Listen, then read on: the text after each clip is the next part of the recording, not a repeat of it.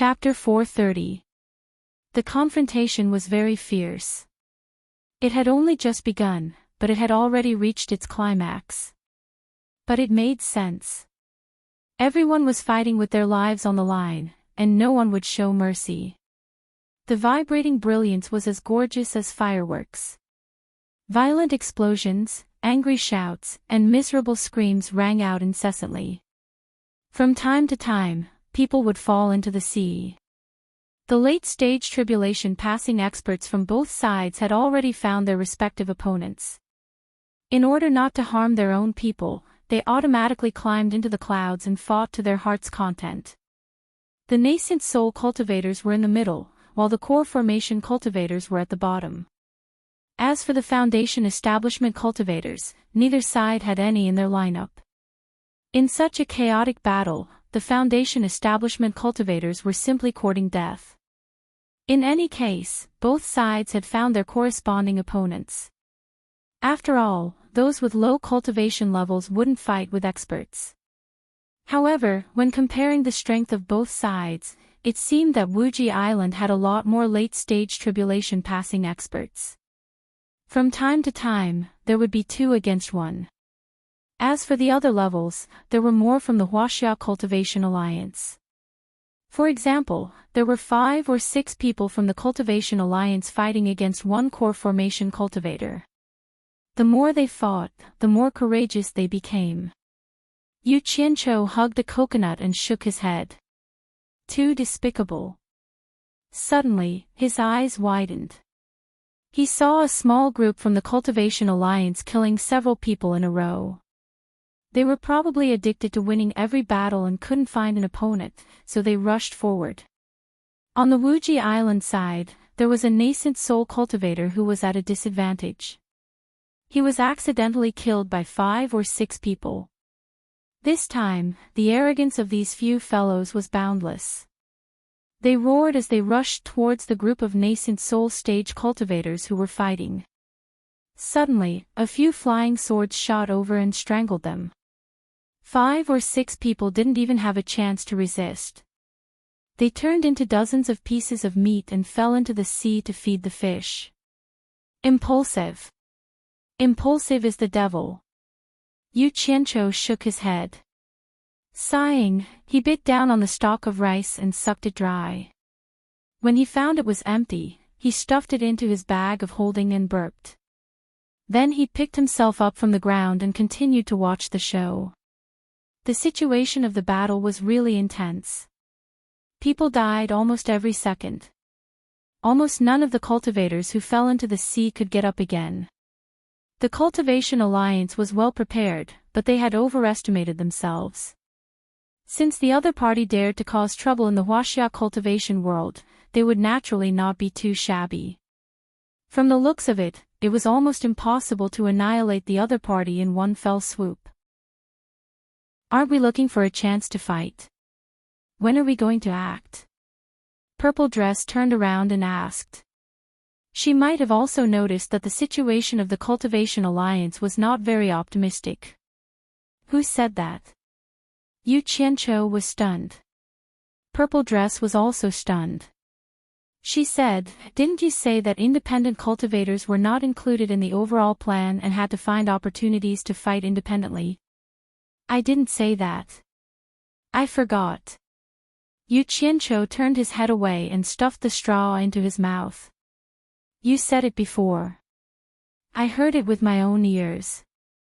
Zee became serious. This girl was really stubborn. Did she really want me to admit that I didn't say anything? Yu Qianqiu turned around and rolled his eyes. "Are you stupid? Let me ask you.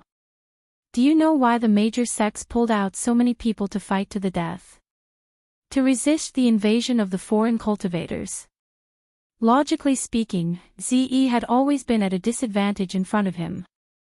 When she said this, her tone seemed to be a little uncertain. Then why do they want to resist the invasion of the foreign cultivators? Yu Qianqiu asked patiently. It should be to protect their own sects. Ze thought about it and replied. That's right. They want to protect their own sections.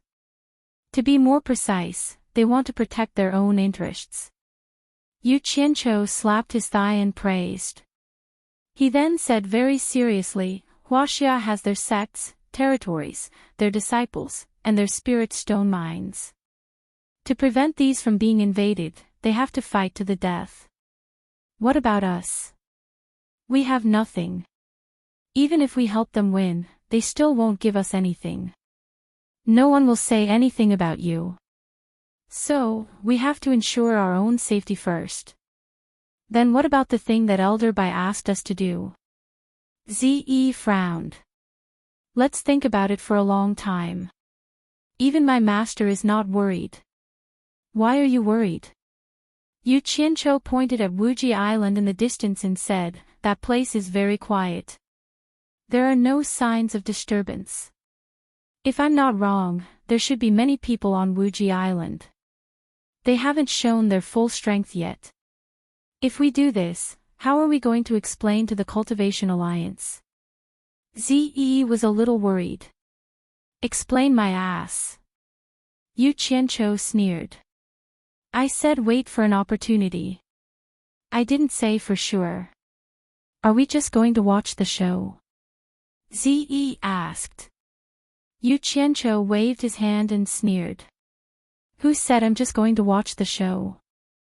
I don't have the time to do that. Take this. He stuffed the coconut in his hand into Ziyi's hand. He opened the cabin door and waved to call the first team leader over. Get a flying instrument and land on the sea. Tell a few dozen brothers to dive into the sea. Yu Qianqiu pointed at the sea below the battle and said, dive there and pick up all the storage bags that fell into the sea.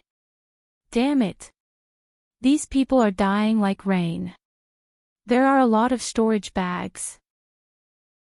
We might be able to get some money. Yes. The first team leader turned around. Yu Qianqiu shouted again, wait. Tell them to stay in the sea and don't show their heads. Split into 2 groups and take turns. When the battle is over, we will retreat immediately. If you see anyone alive in the sea, kill them immediately. Remember, don't leave anyone alive. Even if they are dead, give me a few stabs. Don't let anyone find out. It won't be good if people know that we're making a fortune from the dead. Understood. The first team leader immediately went to make the arrangements. Not long after, a flying artifact landed on the surface of the sea, and dozens of people sneaked into the sea. More deaths. It's best if more experts die. They have a lot of money in their storage bags. Yu Qianqiu looked at the battle and muttered. He took back the coconut from Ziyi's hands and smacked his lips. Ziyi looked at him with a dumbfounded expression. She didn't think that this man would even kill dead people to earn money. Lu Qing and Nyosin floated in the air. As the supervisors of the righteous and demonic sects, they didn't need to take action.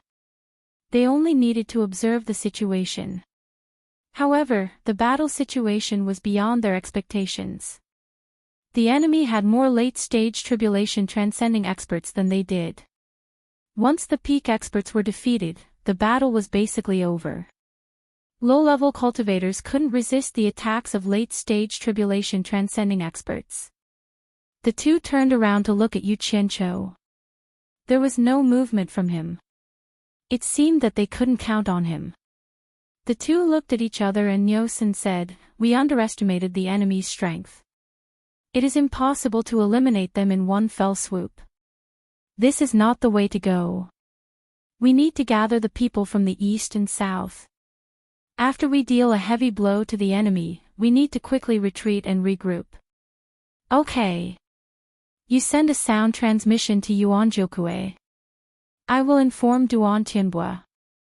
After Lu Qing said that, the two immediately used their powerful cultivation to send sound transmission to the 2 directions to call for help.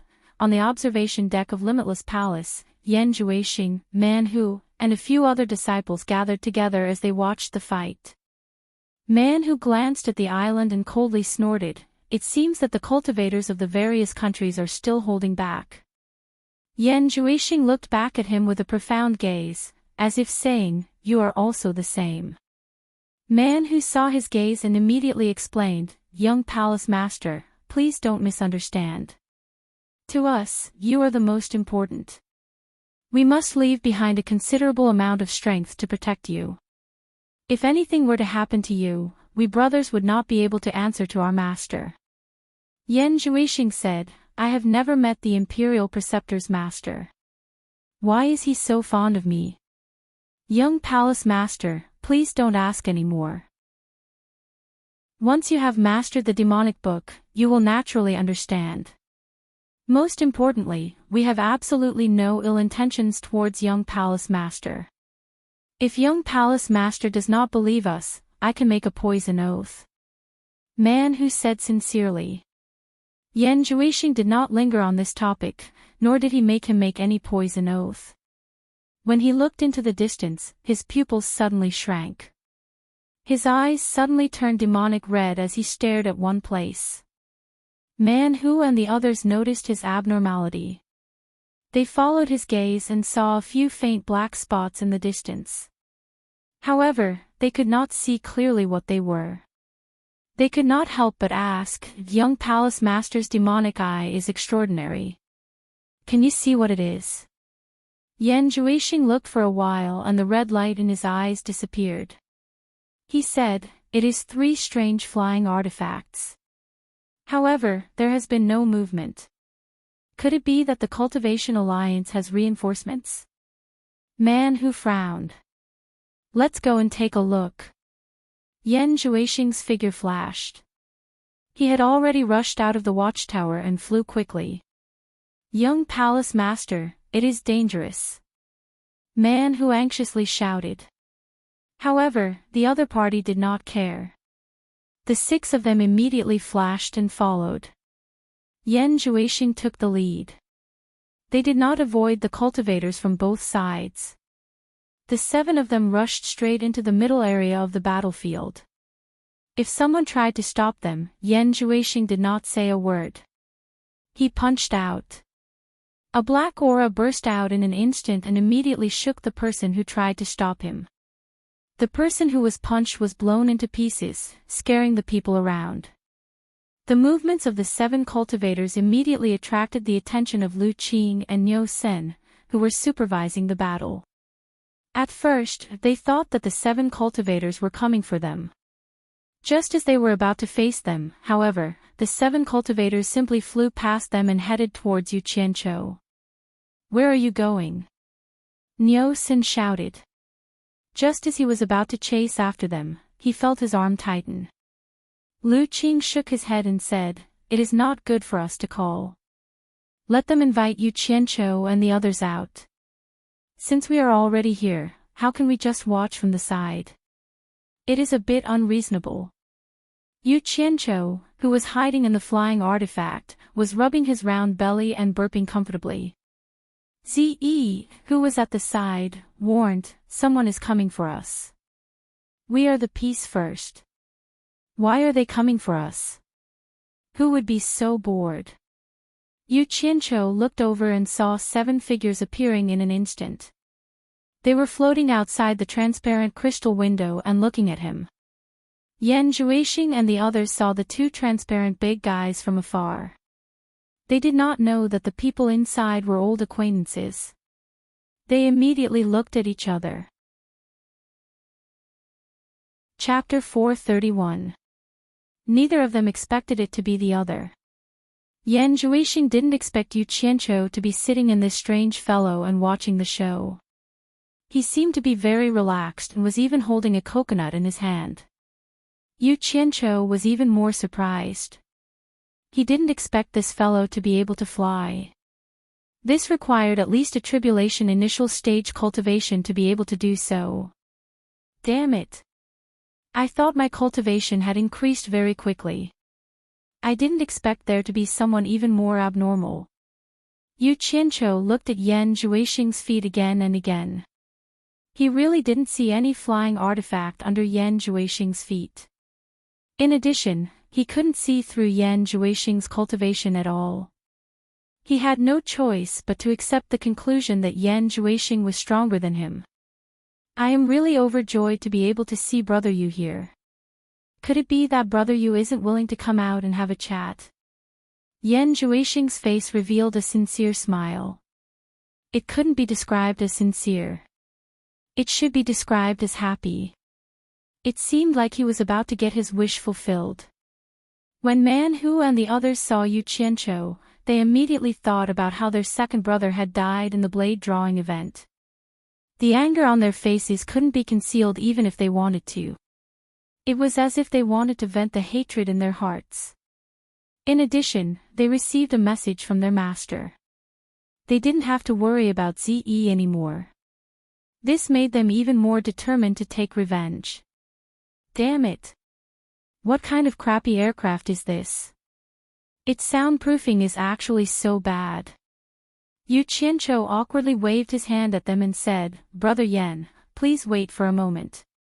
I will be right there. He quickly walked outside and waved his hand to summon a team leader. He whispered into his ear, a strong enemy has arrived. Immediately inform the other 3 flying artifacts to close all the hatches. Inform the people in the sea to temporarily hide in the sea. It won't be long before the reinforcements from the Huaxiao Alliance arrive. We will be safe then. Mister, we are willing to go out and fight. A team leader pleaded. It was obvious that he didn't want to be a coward. Ziyi also nodded her head heavily. She had already taken out a purplish-black bamboo. Her entire body was filled with fighting spirit. Fight, my ass. 2 late-stage tribulation transcendence cultivators already cost us 200 brothers. Now, there are 6 late-stage tribulation transcendence cultivators outside. If you go out, you'll just die. It depends on the situation. As Yu Qianqiu spoke, his expression darkened. Since when can orders be bargained over? Carry out the order. Yes. The pair of captains immediately passed down the order. The main mechanism of the 4 flying artifacts was activated almost at the same time. All the cabins and protective shells were tightly shut with a whoosh. Yan Zhuixing, Man Hu, and the others were stunned by the movements of the flight-type artifacts in front of them. Needless to say, Yu Qianqiu would definitely not come out. It seemed like he had made up his mind to hide inside. The few of them felt like they had been fooled. Yan Zhuixing's face was gloomy. He tried to keep his tone calm and said, Brother Yu, what do you mean? I've heard that you're extremely daring and there's nothing you don't dare to do. Could it be that Brother Yu is afraid of me? Or is it that you naturally like to bully the weak and fear the strong? You're actually trying to goad me into action. This is a trick that I won't play anymore after I get tired of it.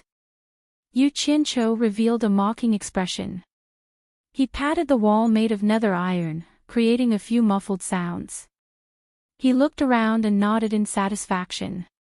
He wobbled back to the rear cabin and jumped onto the bed. He laid on his side and propped his head up with one hand. He smiled proudly and said, Brother Yan, you are wrong. Back then, Brother Yan and I were like old friends at first sight, so we addressed each other as brothers. How could I be afraid of you?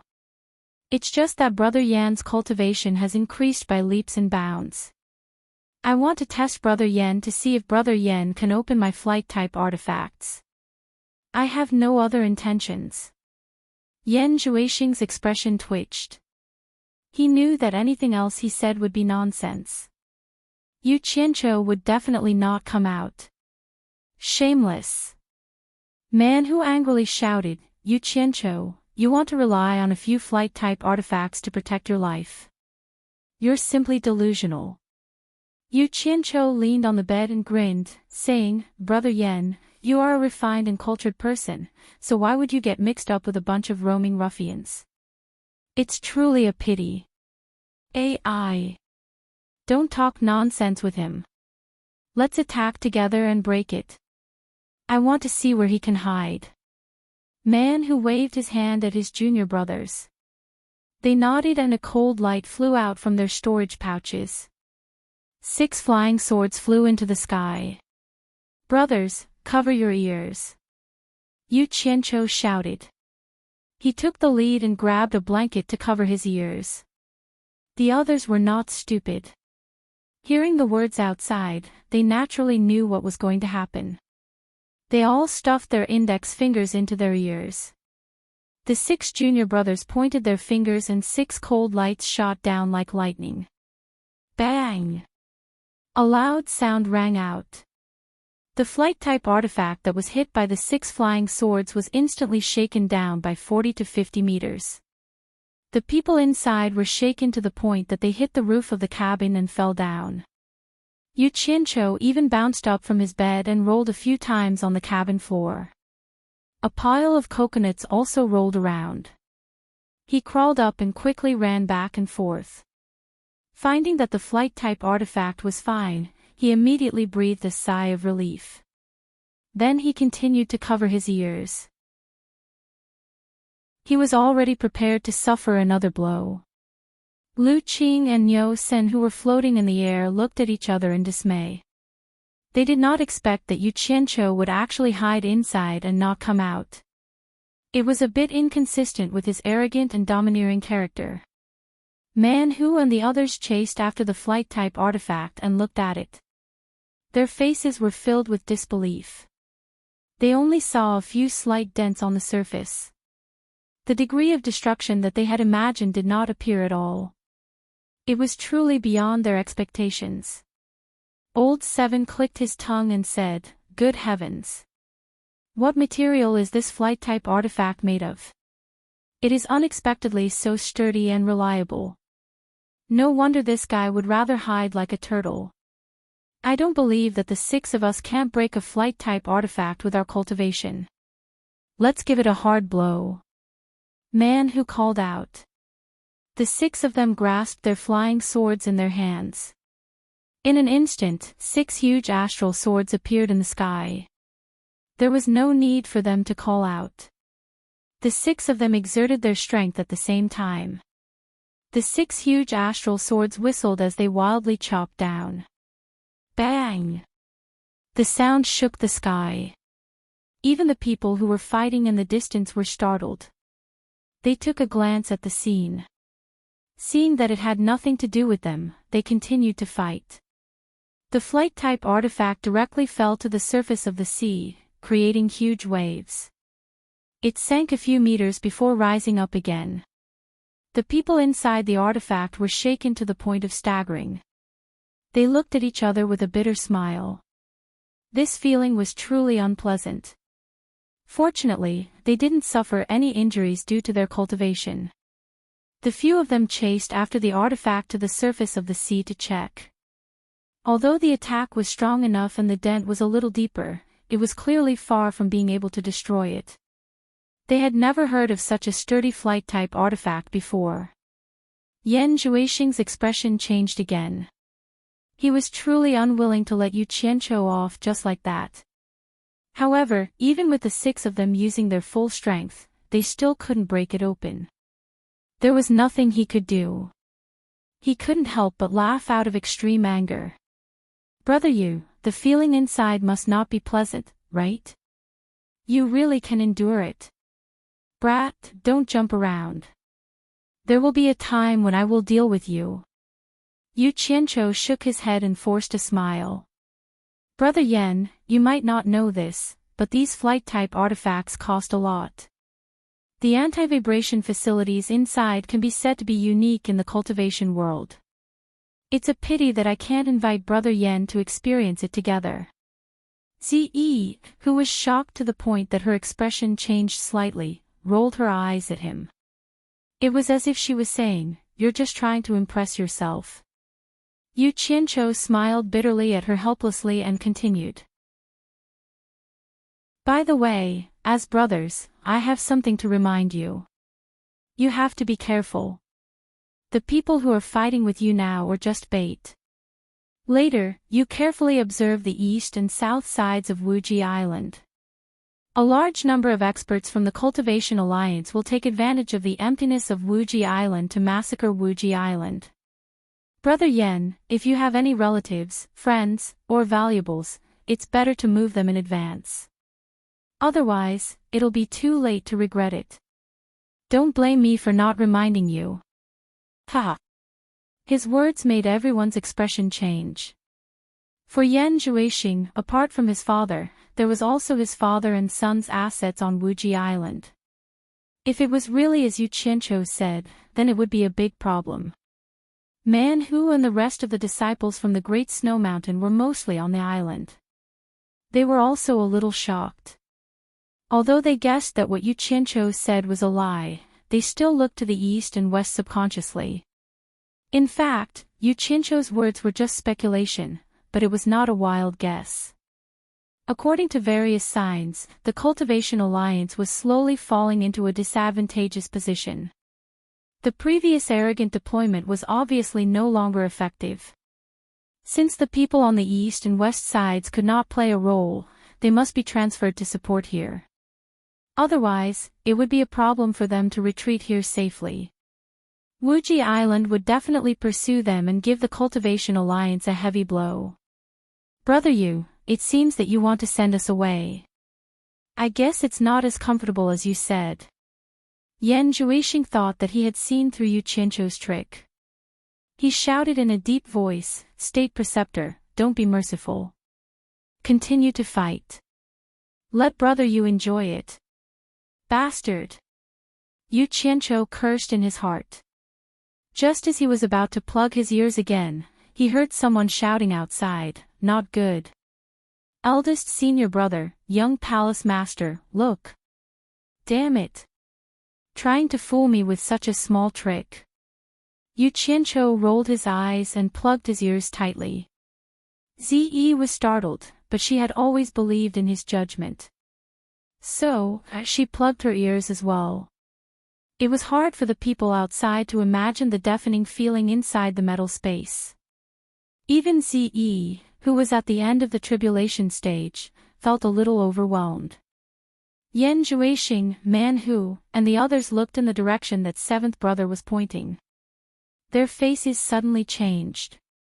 Looking from afar, they could see dense gray shadows advancing in the east and west direction.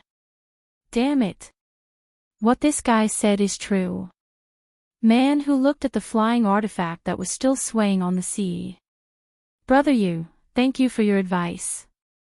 I will definitely repay you in the future. When Yan Zhuixing said this, a ghostly cultivator's baleful aura surged out from his body. It could be seen that not being able to kill Yu Qianqiu made him very angry. However, there was no other way. So, he waved his hand and said, return to Limitless Island. The few of them quickly left. Yu Qianqiu waited inside for a while. Seeing that there was no movement, he quietly loosened his ears. He looked left and right with a face full of suspicion. Could it be that these guys really left? He paced back and forth in the cabin. He wanted to release his divine sense to investigate. However, the attribute of the nether metal was too strange. It could block divine sense. The people outside were unable to investigate the inside, and the people inside were also unable to investigate the outside. After waiting for a while, there was still no movement. Yu Qianqiu raised his eyebrows and made a judgment in his heart. It was impossible for Yan Zhuixing and the others to waste time with him at this time. He walked out of the cabin and looked at everyone. Then, he carefully opened a small window and looked outside. Just as he expected, there was a large number of people rushing over from the east and south. Yu Qianqiu immediately clapped his hands and laughed. It's all right. Let's go up. Inform the people in the sea to continue. Tell them that a large number of storage bags will fall down soon. However, tell them to be prepared to retreat at any time. This battle won't last long. The flying artifact rose into the sky again. The protective shell at the back of the cabin opened up again. Yu Qianqiu lifted his leg and hooked a coconut. After casually taking care of it, he continued to watch the show with great interest. Ziyi looked at the situation outside and looked at him with a face full of surprise. She asked, "How did you know that people from the east and south would come?" Yu Qianqiu raised his hand and pointed at his head. He said arrogantly, "Brain. It's because of my brain. Now you understand why my master gave me such an important mission, right? That's why you should listen to me." Ziyi pouted but didn't refute. She turned her head and looked at the intense battle in the distance. Yan Zhuixing's group of 7 quickly rushed through the battlefield. Man Hu shouted, "Everyone, the enemy has sent a large number of reinforcements. You must inform all the people on the island to fight." Actually, there was no need for him to say it. Everyone had already noticed it. There was a long whistle in the sky. Countless people immediately flew up from Wuji Island. A flying sword flew towards the flying Yan Zhuixing. Yan Zhuixing let out a sharp cry. His hands were suddenly enveloped by 2 balls of black mist.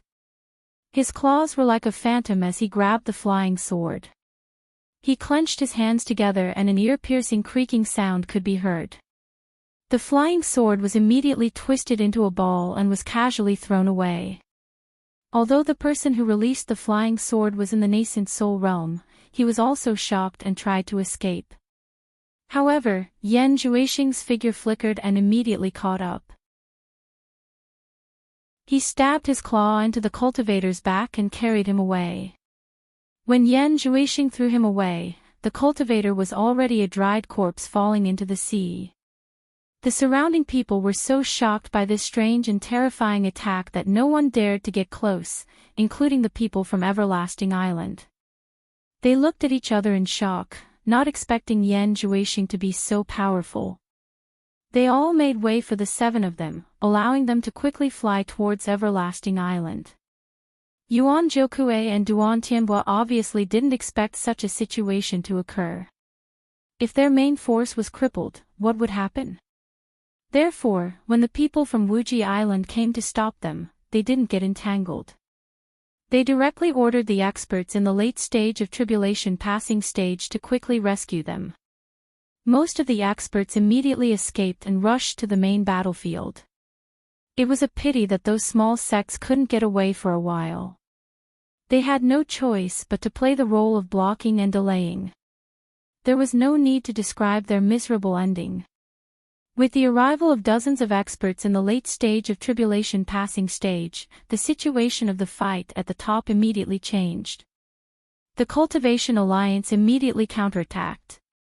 Chang Mandong, the old man in embroidered clothes, suddenly heard a shrill scream coming from behind him. He looked back and saw a cultivator who was guarding behind him being attacked by 3 experts in the late stage of tribulation passing stage. The cultivator was accidentally cut in half at the waist. Chang Mandong immediately cried out in grief, "Junior Marshal Brother Chiu." 4 of his fellow disciples came, but now 2 of them were dead. How could he explain this to his master? However, after the 3 experts in the late stage of tribulation passing stage killed Chang Mandong's junior marshal brother, they immediately rushed towards him. Chang Mandong was shocked. He couldn't care less about his grief. He turned around and desperately fought off the entangled opponents, then forcibly flew into the sky and escaped. Chapter 432.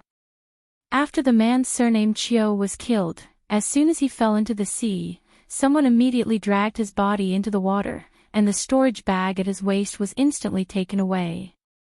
A group of special forces in the early stage of tribulation passing could easily hold their breath in the water for 2 to 4 hours. It was a clean and neat job. But at this moment, a group of special forces received the order to retreat, so they quickly retreated through the blood-stained seawater, rushed into the blue sea, and quickly washed themselves clean. The flying artifact that was waiting for them on the surface of the sea opened a hatch with its back facing the direction of the battle. Dozens of people sneakily flashed back again. The hatch closed, and the flying artifact quickly rose into the sky. Ze looked at the movement below, and then looked at the sea where people were still falling. She wondered, we should still be able to collect a lot of storage bags. Why did you ask them to retreat? Next to him, Captain One also nodded slightly, expressing the same doubt. Yu Qianqiu smiled slightly and said, if we continue to fight, we will lose 800 men to kill 1,000 of the enemy. Which sect in the Cultivation Alliance is willing to do this? I believe it won't be long before they retreat. By then, our people will still be down there, and we will become the target of Wuji Island's anger. Going too far is as bad as not going far enough. Captain One ordered us to retreat. Let's go back to Wanghai town first. The order was passed down, and the 4 flying artifacts quickly rose into the sky and flew back to the west. Not long after they left, the Huaxia Cultivation Alliance was indeed fighting and retreating, while Wuji Island was in hot pursuit. However, when they were close to Wanghai town, they finally retreated unwillingly. After all, they were close to the enemy's base camp, and it would be bad if they were ambushed. As soon as the 4 flying artifacts returned, Yu Qianqiu and Ze immediately came out and went to the cabin of another ship. They saw several piles of storage bags on the cabin board. Ze's eyes lit up, while Yu Qianqiu rubbed his hands excitedly and asked, how many storage bags are there? Captain Tu replied, about 3,000. Oh. In that case, at least 3,000 people died in the battle between the two sides. Hee. Not bad. Yu Qianqiu smiled and waved his hand, send a few people to stand guard outside, and close the cabin door. Don't let anyone get close. Categorize the items inside and don't mix them up. Let's see what we got this time.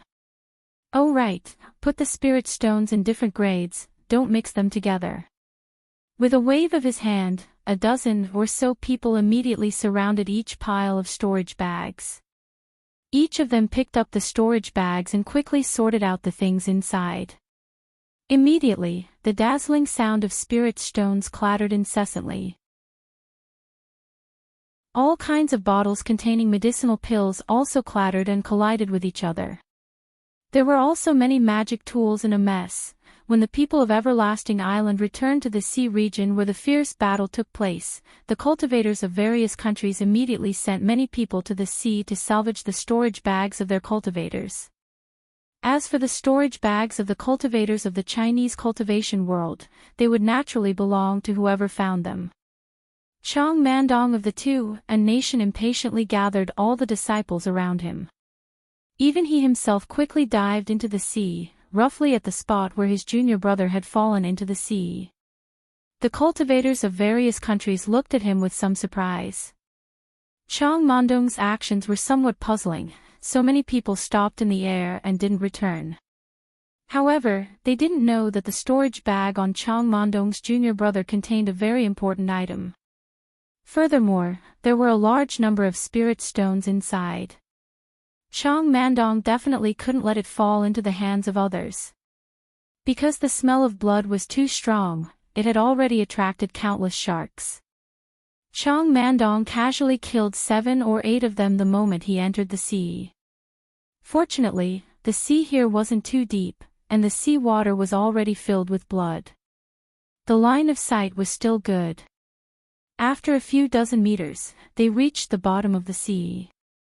At this time, there were corpses everywhere, attracting all kinds of carnivores in the sea. After a group of people dived into the sea to search, they were immediately shocked to find that the storage bags on almost everyone's waist were gone. Only a small number of corpses could still be seen. Chang Mandong's heart immediately sank. He sent a voice transmission to the people of his sect to find his junior brother's corpse at all costs. Seeing that there was no harvest, the cultivators of other countries all floated to the sea and reported the strange things that had happened here. Only Chang Mandong's sect was still searching everywhere. Hard work pays off. In addition, the people of his sect were quite familiar with the appearance of Senior Chiu.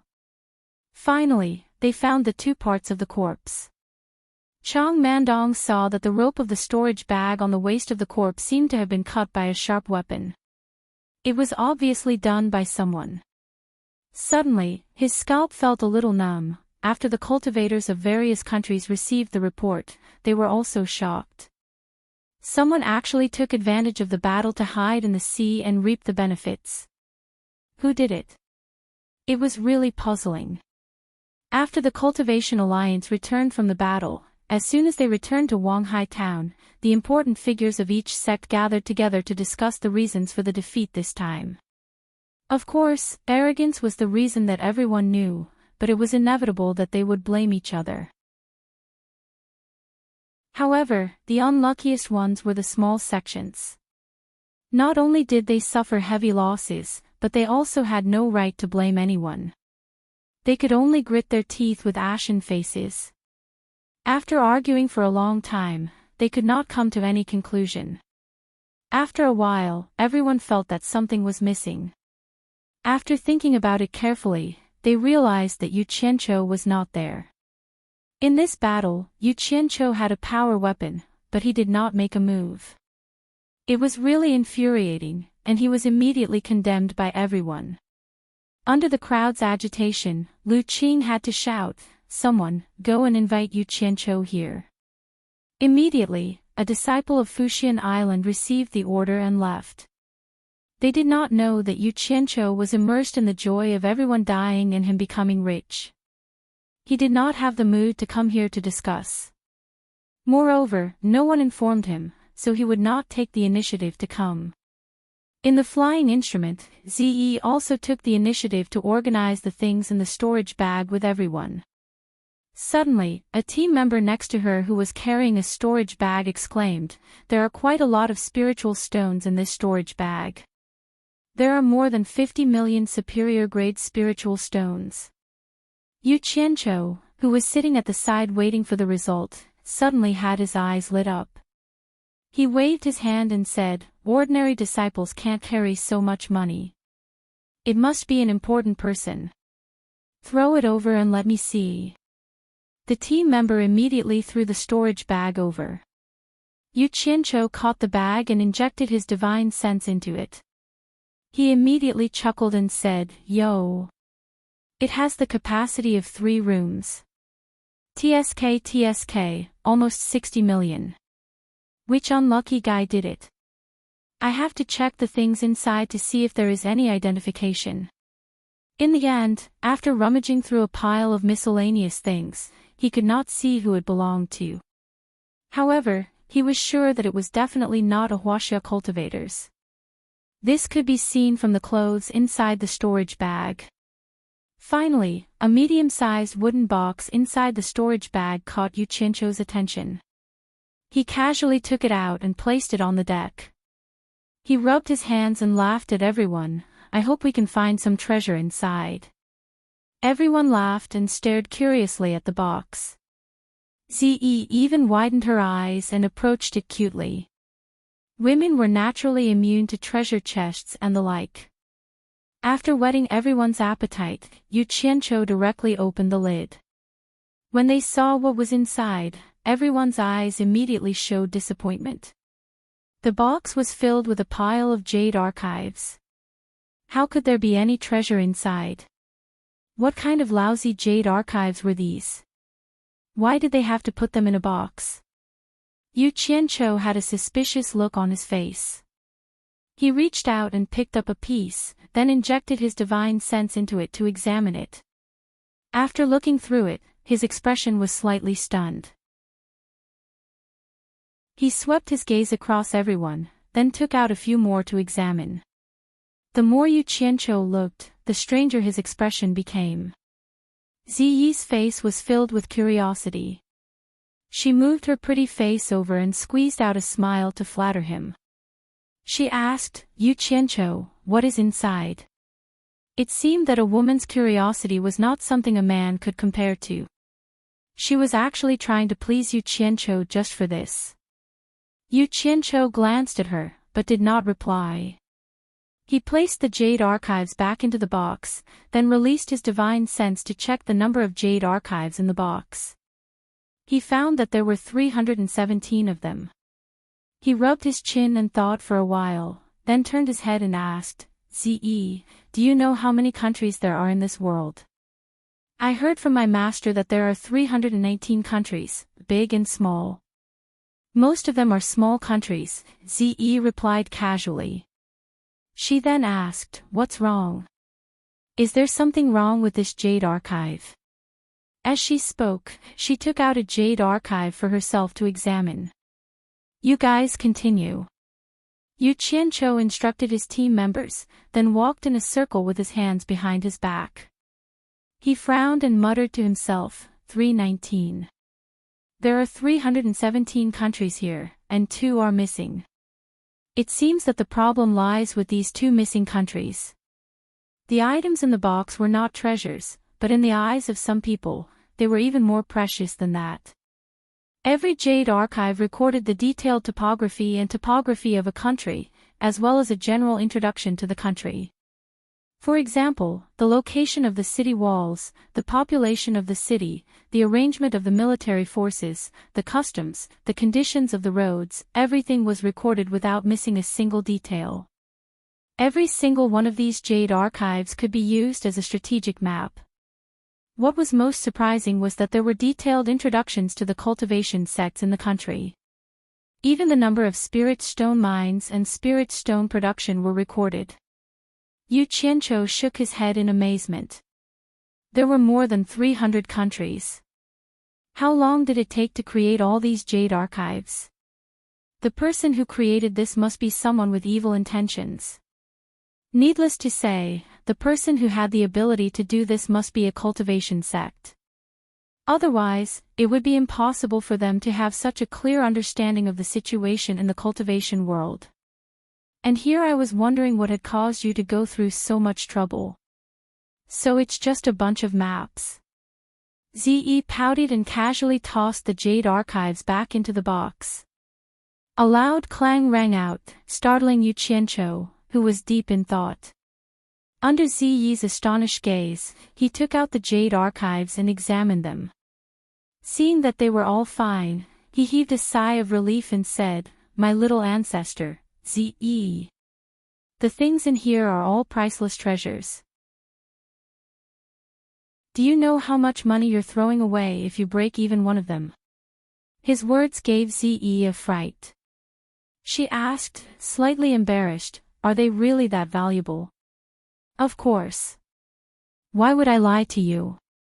"Oh, right." Yu Qianqiu changed the topic and asked, "Can you remember the names of those 300 countries? My master has traveled to each country and told me about them. However, I don't really remember them. I only have a vague impression of them." Ze was a little embarrassed. But before she could finish speaking, Yu Qianqiu waved his hand and said, "It's all right. Take a look at each jade archive and see which 2 countries are missing." Chapter 433. Without another word, Ze immediately picked up the jade archives and examined them one by one. She was very serious, and 2 small wrinkles appeared on her smooth forehead. Yu Qianqiu smiled slightly. It was most reassuring to see a simple-minded person doing such a thing. The cabin door opened, and a member walked in, reporting, "Sir, someone from supporting Immortal Island is looking for you." Yu Qianqiu tilted his head and stared at Ze, who was squatting there, as he casually asked, "What's the matter?" The member replied, "They said that the Cultivation Alliance is looking for you, and they want you to make a trip there." "The Cultivation Alliance is looking for me?" Yu Qianqiu raised his brows and chuckled. With his hands behind his back, he slowly walked out. Outside, a disciple of supporting Immortal Island was stopped when he was about 20 meters away from the flying artifact. "Sir, say no more. The Cultivation Alliance has always looked for me, but good things don't come knocking on their door. Let's go." Yu Qianqiu immediately interrupted him. A flying sword shot out from his sleeve, and he stepped on it, heading toward the Cultivation Alliance. The disciple of supporting Immortal Island was stunned, but he quickly followed. As soon as he arrived, the various sects' denouncing expressions were clear on their faces. Yu Qianqiu swept his gaze across them, then walked into the crowd expressionlessly. He cupped his fists at the crowd and said, "Everyone, why have you summoned me so urgently? Actually, there's no need to ask. I've never seen the Cultivation Alliance look for me for anything good. Speak. Are you all trying to drown me with your spit, or are you trying to pin a crime on me?" The various sects' idle mouths and their anger were immediately stuck in their throats. Even if they wanted to spit it out, they had to sort it out first. The atmosphere was immediately dampened. Someone from the Luo sect coughed. An old man slowly took a step forward, and said in a deep voice, "Yu Qianqiu, when the various sects are fighting against external enemies and fighting to the death, why are you lone cultivators hiding at the side and turning a blind eye to it? Do you really not see yourself as a member of the Cultivation Alliance?" "Yo." An old acquaintance. A smile appeared on Yu Qianqiu's face. He cupped his hands and said, "So it's Senior Su Qianqiu of the Daluo sect." Back then, when the three major sects of the righteous and demonic sects were training in the demon domain, Junior met Senior once. After so many years, this Junior has often missed Senior. I didn't think that Senior would still remember this Junior. This is really Junior's honor. The top three sects of the righteous path and devil path are having a trial in the demon domain. The sects who didn't know what was going on all looked at each other inquisitively. Everyone had heard that the top three sects of the orthodox path and the devil path would go to the demon domain to have a competition every few years. The results of the competition had always been kept secret. How did it become a trial? Isn't this a competition? The expressions of the six sects involved changed. There was indeed such a thing, but ever since they had been warned by the mysterious expert, the six sects had never gone there again. Actually, it wasn't a big deal to say it out loud, but it would definitely affect the prestige of the six sects in the righteous and demonic sects. If they encountered people who wanted to sow discord, it would be more or less troublesome. For example, Yu Qianqiu in front of them was an expert at stirring up trouble. The other five sects involved all looked at supporting Immortal Island as if saying that they were all good people from supporting Immortal Island. Lu Qing of supporting Immortal Island frowned and said, "Yu Qianqiu, if you want to reminisce with Elder Su, now isn't the time. Let's get back to business. It's good that you know the taboo." Yu Qianqiu sneered at Su Qianquan as if saying, "You've reminded me. If you hadn't come out, I would have almost forgotten about this." Actually, he was just giving a warning. Even if he really wanted to sow discord, he wouldn't do it. Some things couldn't be kept a secret. If it was spread out, who would dare to cooperate with him in the future? This was the golden rule that he had learned from his previous life. If it didn't reach the point of life and death, he couldn't make a big deal out of it. That way, there might still be opportunities for cooperation in the future. After all, everyone was in the cultivation world. He couldn't cut off all paths of retreat. Ha! Let's get back to business. After laughing, Yu Qianqiu's expression turned solemn. "Elder Su, you've gone too far. We itinerant cultivators have been waiting for an opportunity. How could we just stand by and watch? This is something that everyone can see." Su Qianquan looked at the others as if he wanted them to say something. Just now, because of the conflict between Daluo sect and Yu Qianqiu, he couldn't help but jump out first. In the end, he suffered a loss. Now that Yu Qianqiu had gotten back to business, if he continued to harp on it, he was afraid that Yu Qianqiu would throw caution to the wind. It was better to endure it for now. "Oh!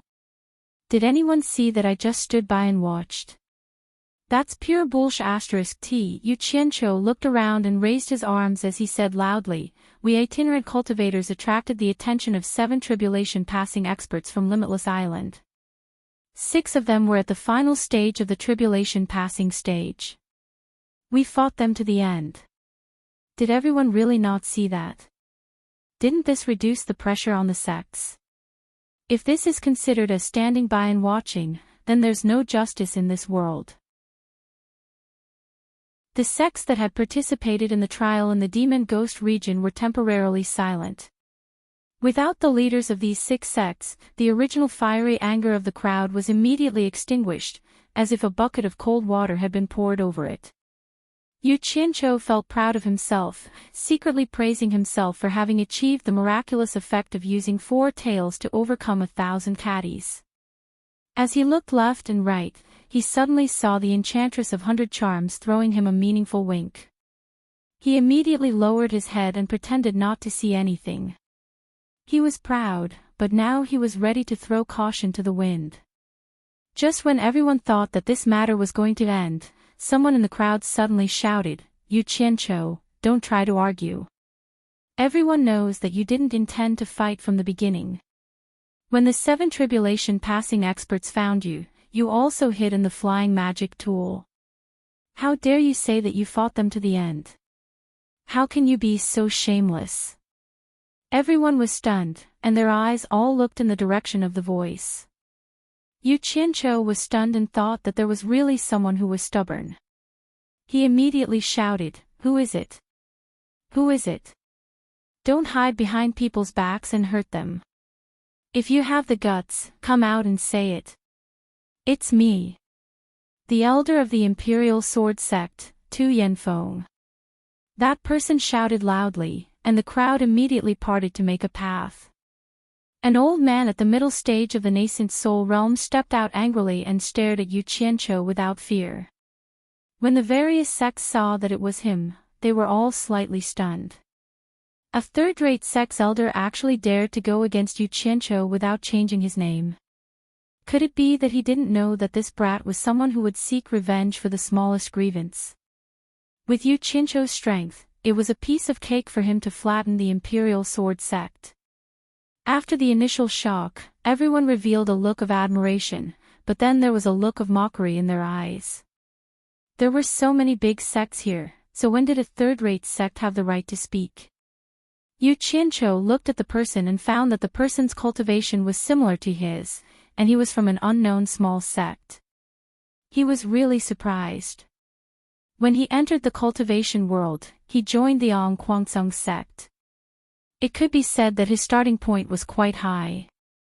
After that, the sects he interacted with were all famous and big sects, and he really didn't have any contact with those small sections. "I have always been in the upper echelon, so when did I offend the Imperial Sword Sect?" Yu Qianqiu scratched his head in confusion, and then he respectfully said, "Elder Tu, I have never met you before. Did I offend you in any way?" "You didn't offend me in any way, but I just can't stand your despicable face. You obviously have your own selfish motives, but you still want to twist words and force logic. I am deeply ashamed to be associated with people like you in the Cultivation Alliance." Tu Yanfeng pointed at Yu Qianqiu's nose and cursed. The crowd was in an uproar, and they all whispered to each other, almost applauding and cheering. Yu Qianqiu's face darkened, and he shouted, "Tu Yanfeng, I have no enmity with you, and you dare to insult me in public. Do you think I'm afraid of you just because I don't belong to any sect? You don't have to be afraid of me, and I don't have to be afraid of you. At most, I will just die." Tu Yanfeng shouted back tit for tat, "In this battle, all the disciples of the Imperial Sword Sect who came with me have died, and I am the only one left. I have no face to go back and face the sect leader. If you don't want to fight, that's your own business, and it's not my place to talk about it. But you are here to argue, and it is simply an insult to the disciples of the Imperial Sword Sect who died in the battle. If I don't scold you, who will? If you are not convinced, do you dare to fight with me? People do not do good, but they all have good thoughts. When all the sects heard what he said, they were all filled with deep veneration, and no one dared to look down on him anymore.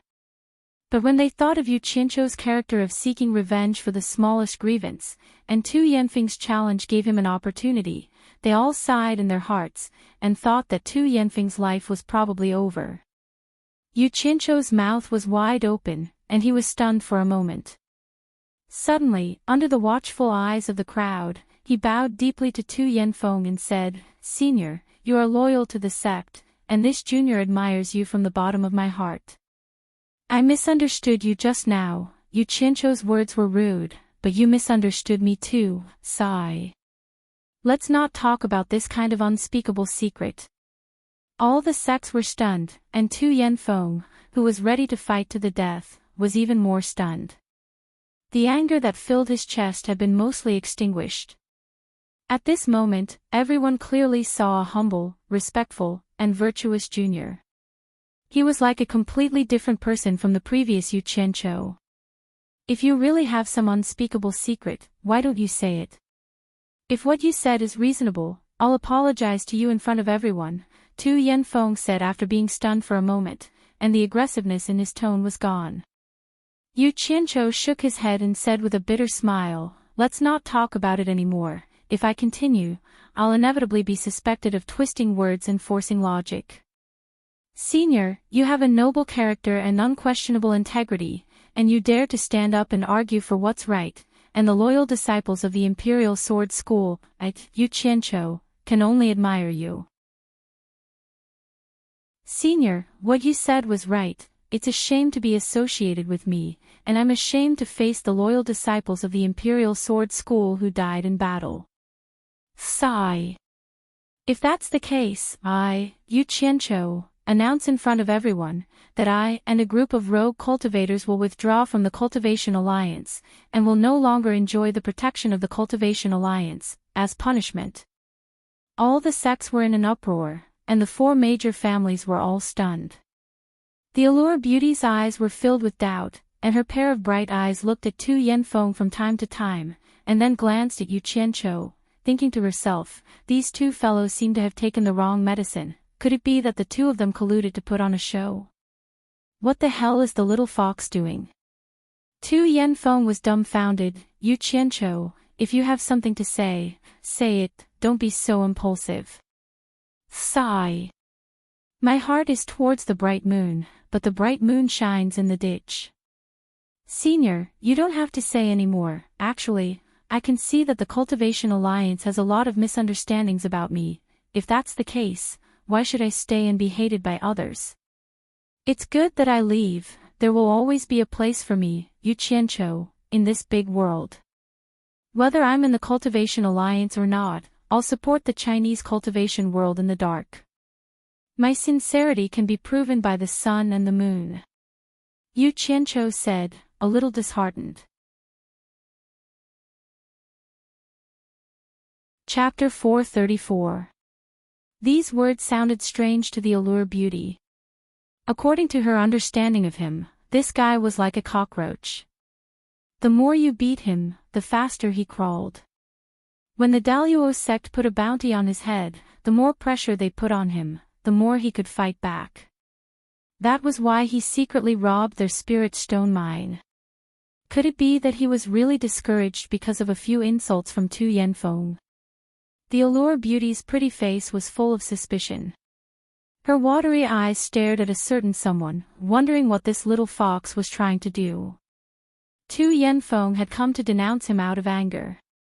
Now that she was tormented by Yu Qianzhou, she lost all her temper. Instead, she felt that she had said something she shouldn't have.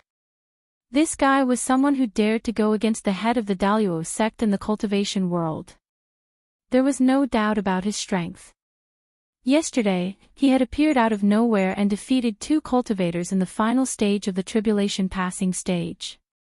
With his background, there was no need for him to treat her like this. Was he really hurt by her words? Tu Yanfeng didn't know what to say. He had never been so conspicuous among the sections. Looking around, the leaders of the sects looked at the sky and the ground, but not at the two of them. It seemed that they didn't oppose Yu Qianzhou's decision to leave the Cultivation Alliance. In fact, the sects had already seen through him. If he was left in the Cultivation Alliance, it would be a dream to poach his people. If they wanted to use him, it would be even more troublesome. Instead, he would always make them feel disgusted. Out of sight and out of sight was the best solution. The sects couldn't say it out loud, but not saying anything was the best way to express their stance. It was clear that everyone wanted him to leave as soon as possible. Yu Qianzhou, you have to think about it carefully. After you leave this door, if anything happens to you in the future, it will have nothing to do with the Cultivation Alliance or the sections. Su Qinkuan of the Daluo sect reminded him in a seemingly friendly manner. But how could a weasel pay respects to a chicken? The sects looked at Su Qinkuan thoughtfully. His words were telling everyone that Yu Qianzhou wasn't a member of the Cultivation Alliance. If the Daluo sect came looking for trouble with him, please don't disturb him. Tu Yanfeng quickly waved his hand. Elder Su, I have no intention of forcing Yu Qianzhou out of the Cultivation Alliance. Yu Qianzhou rolled his eyes at him. You lack experience in the struggles of the upper echelons, so why did you come here to mess around? He waved his hand and said, Elder Tu, I appreciate your kindness, but I'm a man of my word. I've never gone back on my word. He cupped his hands at everyone and said, I'll take my leave now. He turned around and strode away. Tu Yanfeng quickly caught up and said, Yu Qianzhou, don't be impulsive. Let's talk this out. Yu Qianzhou stopped and looked at the old man speechlessly. Your men are all dead. Instead of worrying about yourself, you're worrying about me. Why don't you look at how everyone is looking at you?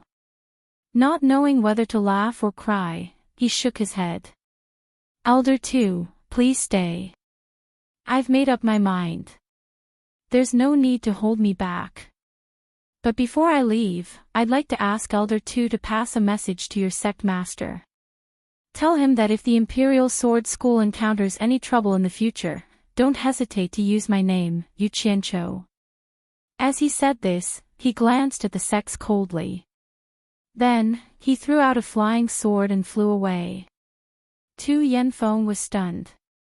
The people that the Imperial Sword School brought were all dead. Now, they had found a backer. But he was not stupid. If Yu Qianzhou left the Cultivation Alliance, the Daluo sect would be the first to find him. If he wanted to be the backer of the Imperial Sword School, he had to protect his own life first. I still have something to do. I'll take my leave first. Tai Junshan of the Corpse sect cupped his hands at everyone and flew away quickly. I'll take my leave too. The Allure Demon bowed slightly and flew in the same direction as Tai Junshan. Many people watched her leave, reminiscing the beauty of her graceful figure when she left. Then, the 4 families, the Moon Clan, and even the 10,000 demons took their leave. With the departure of so many sect leaders, the other sects also temporarily dispersed. Many people walked up to Tu Yanfeng and congratulated him. Congratulations on finding a good backer for your esteemed sect, ha. Tu Yanfeng didn't know if they were congratulating him or announcing his death. Subconsciously, he looked at the Daluo sect. It seemed that a few people were staring at him expressionlessly. He quickly turned around and left. He was complaining in his heart. He hoped that his impulsiveness would not bring trouble to the sect. Next to the 4 flying instruments, Yu Qianzhou had just landed.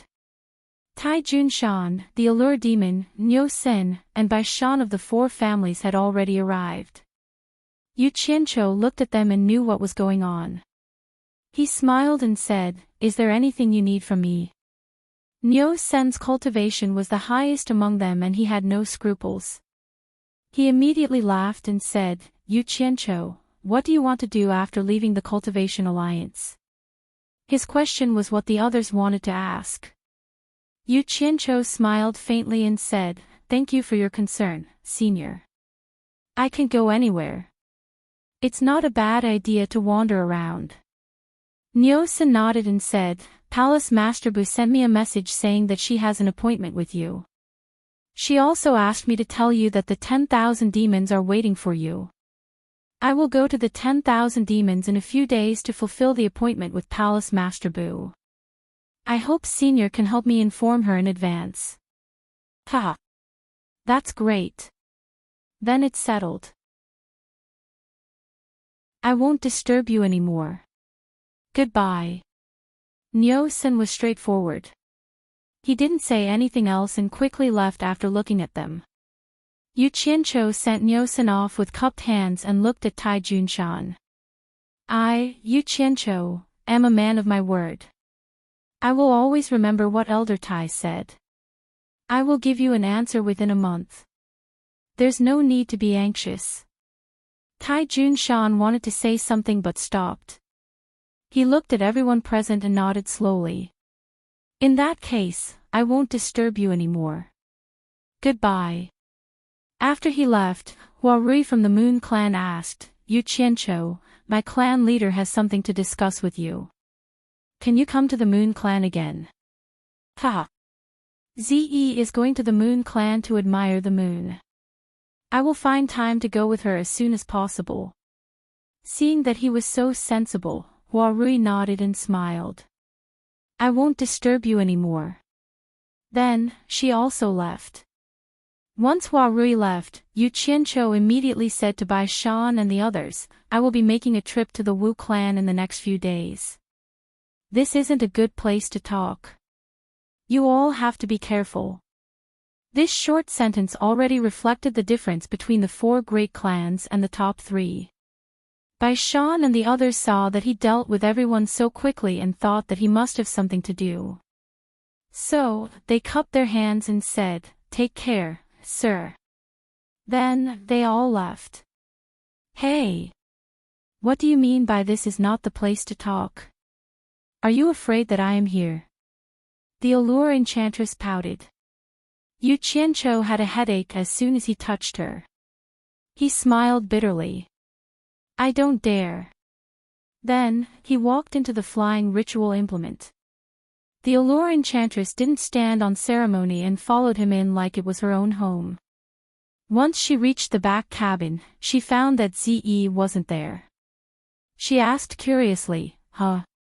Where is Ze? She is always by your side. Did you send her to do something bad again?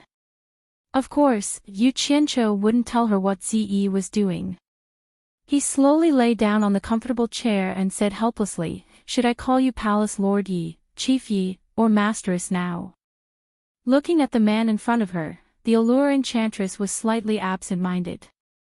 In the past, she caught him like a little chick. Then, he timidly used her. Now, he was so calm in front of her. As his status in the cultivation world rose, he was no longer the same as before. He indeed had the right to look down on her. Hearing that, the Allure Enchantress gently bit her red lips and hid the disappointed expression on her face. She smiled charmingly and sat on the armrest of the chair. She said, You little fox, when you used me, you called me Masteress more than anyone else. Are you going to change your way of addressing me now?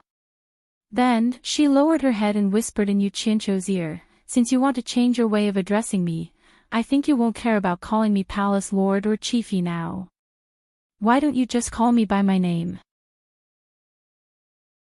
Call me Yi-kun. She said the last sentence in an enchanting voice that could make people feel ecstasy. Let's get back to the topic. Why are you looking for me? Yu Qiancho slightly tilted his head and broke away from the peerless beauty's breath beside his ear. He refused to dwell on this issue. Otherwise, he was afraid that there would be a problem. What a man with a heart of steel. The Allure Enchantress poked his forehead with her slender finger. She got up and turned around to face him. She asked, Is Tu Yanfeng someone you arranged to deliberately put on a show with you? I didn't even know him before. How could I put on a show with him? Then should I boldly guess that Tu Yanfeng and the Imperial Sword School are going to be in big trouble? Why? According to your usual style, he pointed at your nose and scolded you in public. How could you let him go? The Allure Enchantress covered her mouth and laughed. The past is the past, and the present is the present. How can one not be flexible when dealing with people? This is not what a man should do. What's more? Yu Qianqiu slowly turned his head and stared at the Allure Enchantress. He said indifferently, do you think that I, Yu Qianqiu, need to rely on an unknown 2-yen phone to fight for fame with my current reputation? Do you think that I, Yu Qianqiu, need to rely on a small imperial sword school to prove myself with my current strength? Don't you think it's unnecessary to do that? There was no doubt that the arrogance in his words was unmistakable. It made people feel as if they had just seen his true face for the first time today. It was as if he was telling her that a real dragon would soar to the 9 heavens one day. The Allure Enchantress was stunned. After a while, she asked in a muffled voice, what's your plan from now on? Are you going to hide for a few years and not see anyone again? I seem to have already answered this question, Nyo-san of the 10,000 demons. Why do you still ask?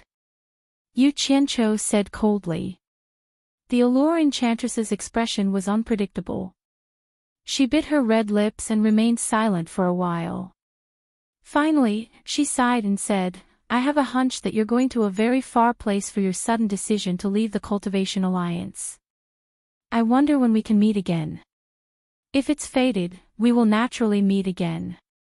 Yu Qianqiu's tone was still cold and emotionless. The Allure Enchantress's face stiffened. She nodded and forced a smile. That's right. If it's fated, we will naturally meet again. If that's the case, I won't disturb you anymore. Then she left leisurely.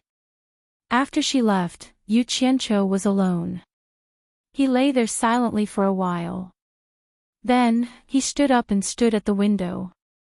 He looked at the transparent crystal outside and murmured to himself, I'm not stupid. How could I not understand what you're thinking? But can I really cross that line? In fact, you're the same as me. We're both hesitating. Chapter 435. He transferred to another flying artifact that was on alert. The items in his storage bag had already been sorted out. After listening to the report, Yu Qianqiu realized that there were very few valuable things. The total number of spirit stones was less than 70 million high-grade spirit stones. Just the storage bag that contained the treasure chest alone had close to 60 million. In other words, the other storage bags didn't even add up to 10 million.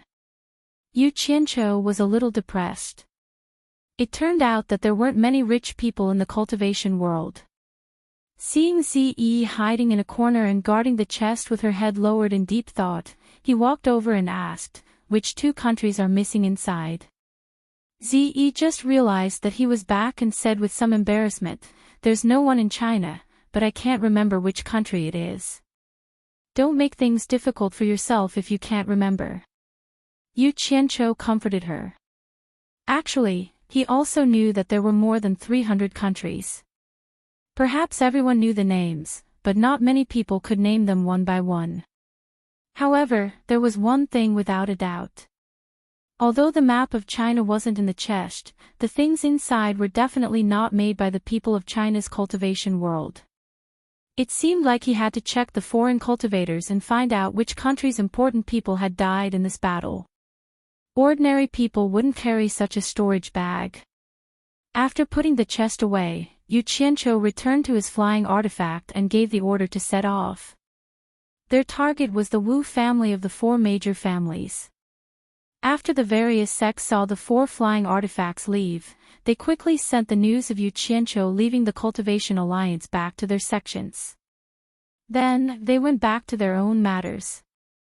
After all, the most important thing at the moment was the battle with Wuji Island. The only thing that everyone was concerned about was what the Daluo sect would do to Yu Qianqiu.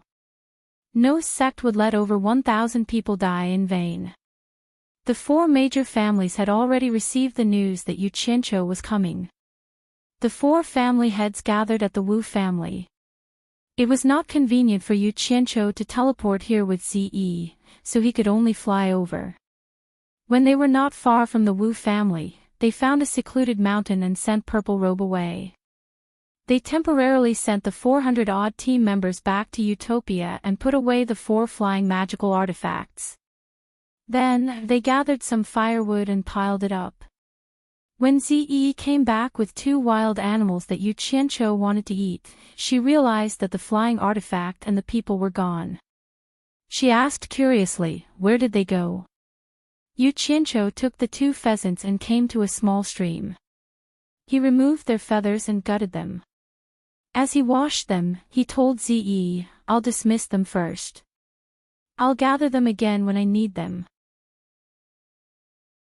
Otherwise, I would have to pay a large sum of money to them every day. I can't take it. After all, Ze had been out for a long time. Her way of thinking was more or less enlightened. She wasn't as easy to guess as she used to be. After looking around, she said doubtfully, I wasn't far from here just now.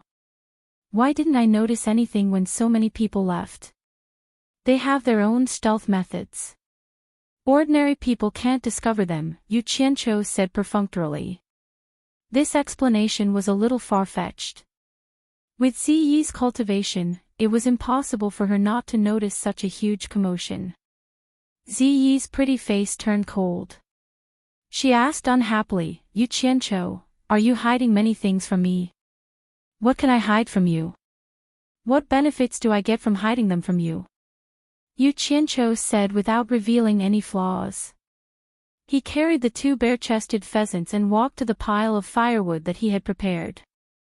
With a point of his finger, he started a fire.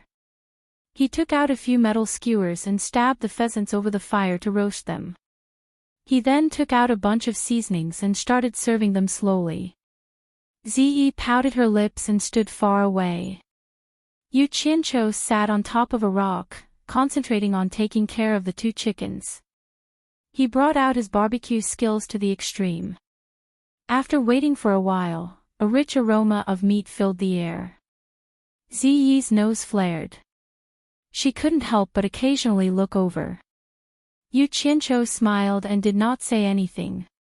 He waited until the 2 pheasants were golden yellow in color, and most of the fat was gone. The fragrance lingered and did not dissipate. Then, he put out the fire.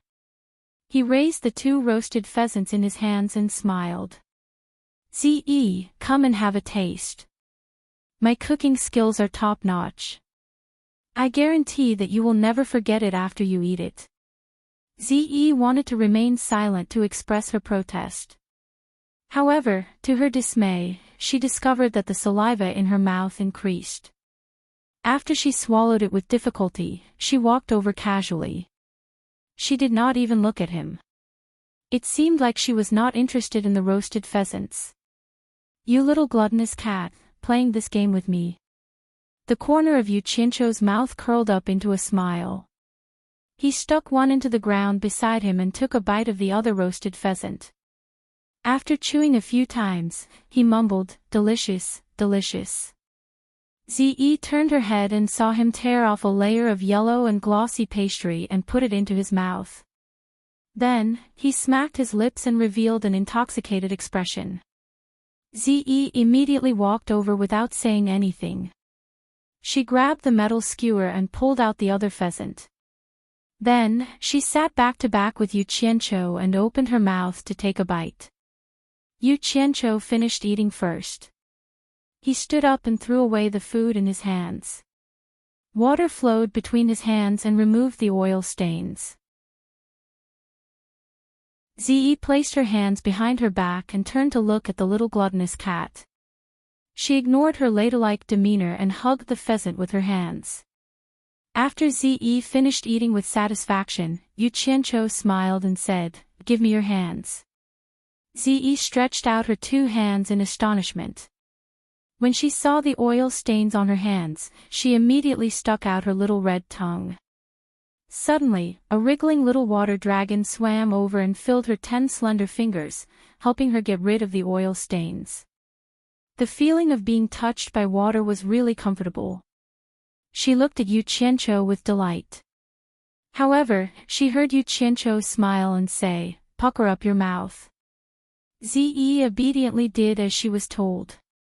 Once again, she saw a little water dragon come over to help her clean the oil stains on her mouth and face. After the cleanliness, Zi widened her eyes and said, "It's delicious. You can roast it for me in the future." Yu Qianqiu nodded and smiled. "All right. However, let's make a trip to the Wu clan first." The barrier between them disappeared, and the two of them quickly flew towards the Wu clan. This time, Yu Qianqiu visited the Wu clan secretly. He didn't openly pass through the crowded Hat Island. Instead, he alerted a guard at the periphery of the Wu clan and instructed him to inform Wu Sihai to make a trip over. When Wu Sihai received the news, he was rather astonished. He didn't know why Jiang Yi was acting so mysteriously. However, Jiang Yi reckoned that Jiang Yi didn't want too many people to know of his arrival. Jiang Yi cooperated and didn't alert anyone else. He only brought the other 3 clan heads over. The few of them met in a deep mountain forest outside of the Wu clan. The 4 clan heads wanted to see that group of rogue cultivators who were famous in the cultivation world, but they only saw 2 of them. They were a little regretful, but they didn't say anything. After exchanging conventional greetings, Yu Qianqiu smiled indifferently and said, "I didn't come here for anything else. I just want to tell everyone that I will be making a trip back to the demon region. Previously, because I killed Wu Jinggang, I promised to bring Senior Wu Bao to meet my master.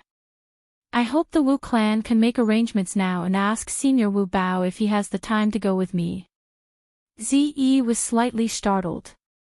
She only found out about Yu Qianqiu's plan now. When she thought about meeting Senior Bai again, she was nervous and excited. The 4 clan heads looked at each other and were rather excited. After Wu Sihai's excitement, he got a little worried and couldn't help but ask, "Yu Qianqiu, I wonder if Consecrator Wu Bao will be in danger after meeting the old ancestor. I am worried that the old ancestor..." He didn't finish his sentence, but everyone knew what he was worried about.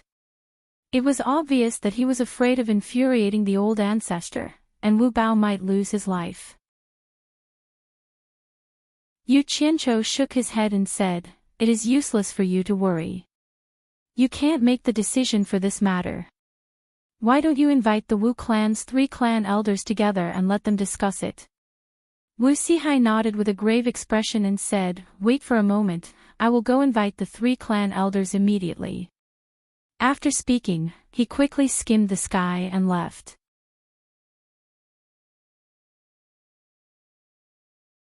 Chapter 436. When Wu Sihai returned, Wu Bao and the other 2 clan elders were nowhere to be seen. Wu Sihai's answer was that the 3 clan elders might have gone out, so they might not be able to visit the ancestor in the demon domain for the time being. The Bai, Jing, and Tan clan heads looked at each other thoughtfully, but didn't say anything. How could the 3 clan elders just disappear like that? It was more likely that they were afraid of meeting Bai Changchun. This was equivalent to indirectly telling Wu Lixue that they couldn't go. Yu Qianqiu smiled coldly, "You're a supervillain, I'm really worried about letting you stay by Wu Lixue's side. I wanted to bring you to the demon domain and kill you, but you didn't want to go. You're smart enough to escape this disaster." Wu Sihai also shook his head awkwardly. No matter how tactful his words were, it was useless.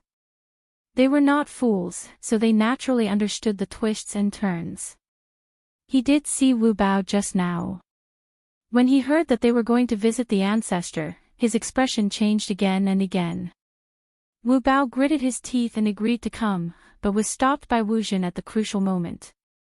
Wu Jin only said one sentence. "Wu Bao, I'm afraid you'll be in danger this time. After all, our surname is not Bai. Listen to me, let's end this matter here." The atmosphere between them was a little strange. Wu Sihai changed the topic. "Yu Qianqiu, aren't you going to see Shuai'er?" The matter between Wu Lixue and Yu Qianqiu was no longer a secret among the upper echelons of the four clans, so he asked without hesitation. Among the people present, only Zi didn't understand what he meant. Yu Qianqiu smiled faintly. I have my own way of contacting Shuai. Saying so, he took out a porcelain bottle and a jade archive from his storage pouch and handed them to Wu Sihai, saying, Senior Wu, please send these two things to Baihua Ferry of Baihua Palace as soon as possible. He then took out a jade archive, saying, there are some things recorded in here. There's no risk, please do as I say, Senior Wu. I'll do my best. Wu Sihai received the items and exchanged glances with the other three clan heads. He felt that Yu Qianqiu was acting a little strange today, as if he had purposely come here to put an end to everything. For patriarchs, we shall meet again. Yu Qianqiu cupped his hands at the four of them. A flying sword flew out from his sleeve and carried him away. A purple shadow followed behind him. The forest was quiet except for the occasional chirping of birds. The four of them looked at each other. High up in the sky, the two of them pierced through the clouds and mist. After Yu Qianqiu's cultivation increased, his flying speed increased significantly. Zi tilted her head and kept looking at him. The crease between her brows showed that she was thinking about something. Ever since she got together with Yu Qianqiu, she found that she couldn't figure out any of Yu Qianqiu's behaviors. It was beyond her understanding. So she began to learn to think slowly, so that she wouldn't always feel confused. But it was really hard to figure it out. The more he thought about it, the more confused he felt. The thing you gave to the Wu family's patriarch just now. What did you ask him to do for you? Zi sadly realized that she might really be a little stupid. She couldn't figure it out, so she could only ask. Just a small matter. Yu Qianqiu answered perfunctorily. In his impression, this woman was a simple-minded person. Talking to her was just nonsense. She just needed to order her when she needed something. Liar. Zi protested strongly. Her pretty face turned cold again. Yu Qianqiu chuckled, turned his head, and said, don't think about this first. Better think about what my master will ask you after you see him. Ah! Zi suddenly panicked. She asked carefully, what will Senior Bai ask me? If he asks me what I've done, how am I supposed to answer him? Let me think. Yu Qianqiu muttered to himself, after you came out, you seemed to eat more. You didn't do anything else, no. Zi yelled and interrupted, you can't say that I ate. But I can't lie to my master. Yu Qianqiu frowned. Ah. Zi was stunned. She really couldn't lie to Senior Bai, whom she admired the most. Thinking about it carefully, he sadly realized that he seemed to eat more often. It seemed that as long as he was free, he would rarely stop eating. Then what should I do? Senior Bai asked me to help you with something, but I only cared about eating. If Senior Bai finds out about this, how will he look at me? Zi grabbed her hair and looked around blankly. She felt like she was about to collapse. She seemed to regret not being able to control her mouth. Will he kill me in anger? No. Zi said. Suddenly, she yelled again, scaring Yu Qianqiu. She stared at Yu Qianqiu fiercely and said, you have to think of a way for me. Otherwise, don't think about returning to Obedient Island. Even if you want to go, you have to settle Senior Bai's matter first. Otherwise, no one can go back. Ugh. You actually dare to threaten me. Believe it or not, I can strip you naked and set up a formation on the spot. Yu Qianqiu was startled. In the end, he sighed and said, forget it. Whatever my master asks you, just say that you don't know and push the blame onto me. When the time comes, my master will naturally ask me and not you. And that's for the best. Ziyi's eyes lit up. Her face brightened up. But then she found Yu Qianqiu looking at her with a strange expression. Ziyi suddenly realized that what she was doing was a little too selfish. She asked nervously, "Can you bear it alone?" Yu Qianqiu immediately asked, "How about I let you bear it?" "No, no." Ziyi waved her hand and said, "You bear it. You are Senior Bai's disciple. He won't do anything to you. If he really wants to punish you, as long as I am fine, I will ask my master to plead for you. Don't worry. Damn it. Like father like daughter. You are just like your father at the crucial moment." Yu Qianqiu was speechless. The demon ghost region was filled with dense fog. All kinds of mournful cries could be heard from time to time. Not long after the two of them entered, some small demons and ghosts peeked at them. When they saw Yu Qianqiu's face, they quickly closed their drooling mouths and buried their heads in fear. The person who came was not someone they could covet. Shuntian Island. In the big house at the center of the island, there was a mat on the floor. It was wiped clean by someone. Bai Changchun was sitting cross-legged with his eyes closed. He was quiet and peaceful. Beside him, there was another person lying on his side. He was supporting his head with one hand and spinning a teacup with the other. Who else dared to be so unscrupulous around Bai Changchun? It was Mr. Nongzhu, the owner of the purple bamboo forest in the South Sea. The lid of the teacup buzzed and stopped. Two slender and fair fingers flicked on the surface of the teacup. Nongzhu raised her head out of boredom and asked, "Bai Changchun, are you really sure that Yu Qianqiu can protect my daughter?" Bai Changchun refused to answer this question, which had been asked hundreds of times. Ever since he returned from the South Sea, Nongzhu had been eagerly coming over and staying on Obedient Island ever since. He would ask the same question a few times a day, but he had never been seen seriously cultivating. Even Bai Changchun wondered how this guy had reached the middle stage of deification. Seeing that he did not answer, Nongzhu sat up and took out the flute from his waist. He asked, "Bai Changchun, don't you feel bored sitting here all day? Do you want me to play a song for you?" Bai Changchun abruptly opened his eyes and stared at the face that was right in front of him. He said in a low voice, "If you continue to chatter like a woman, I don't mind crippling you for a few hundred years and sending you back to the soul formation initial stage." "Ah." Nongzhu quickly retracted his head. Bai Changchun snorted and closed his eyes again.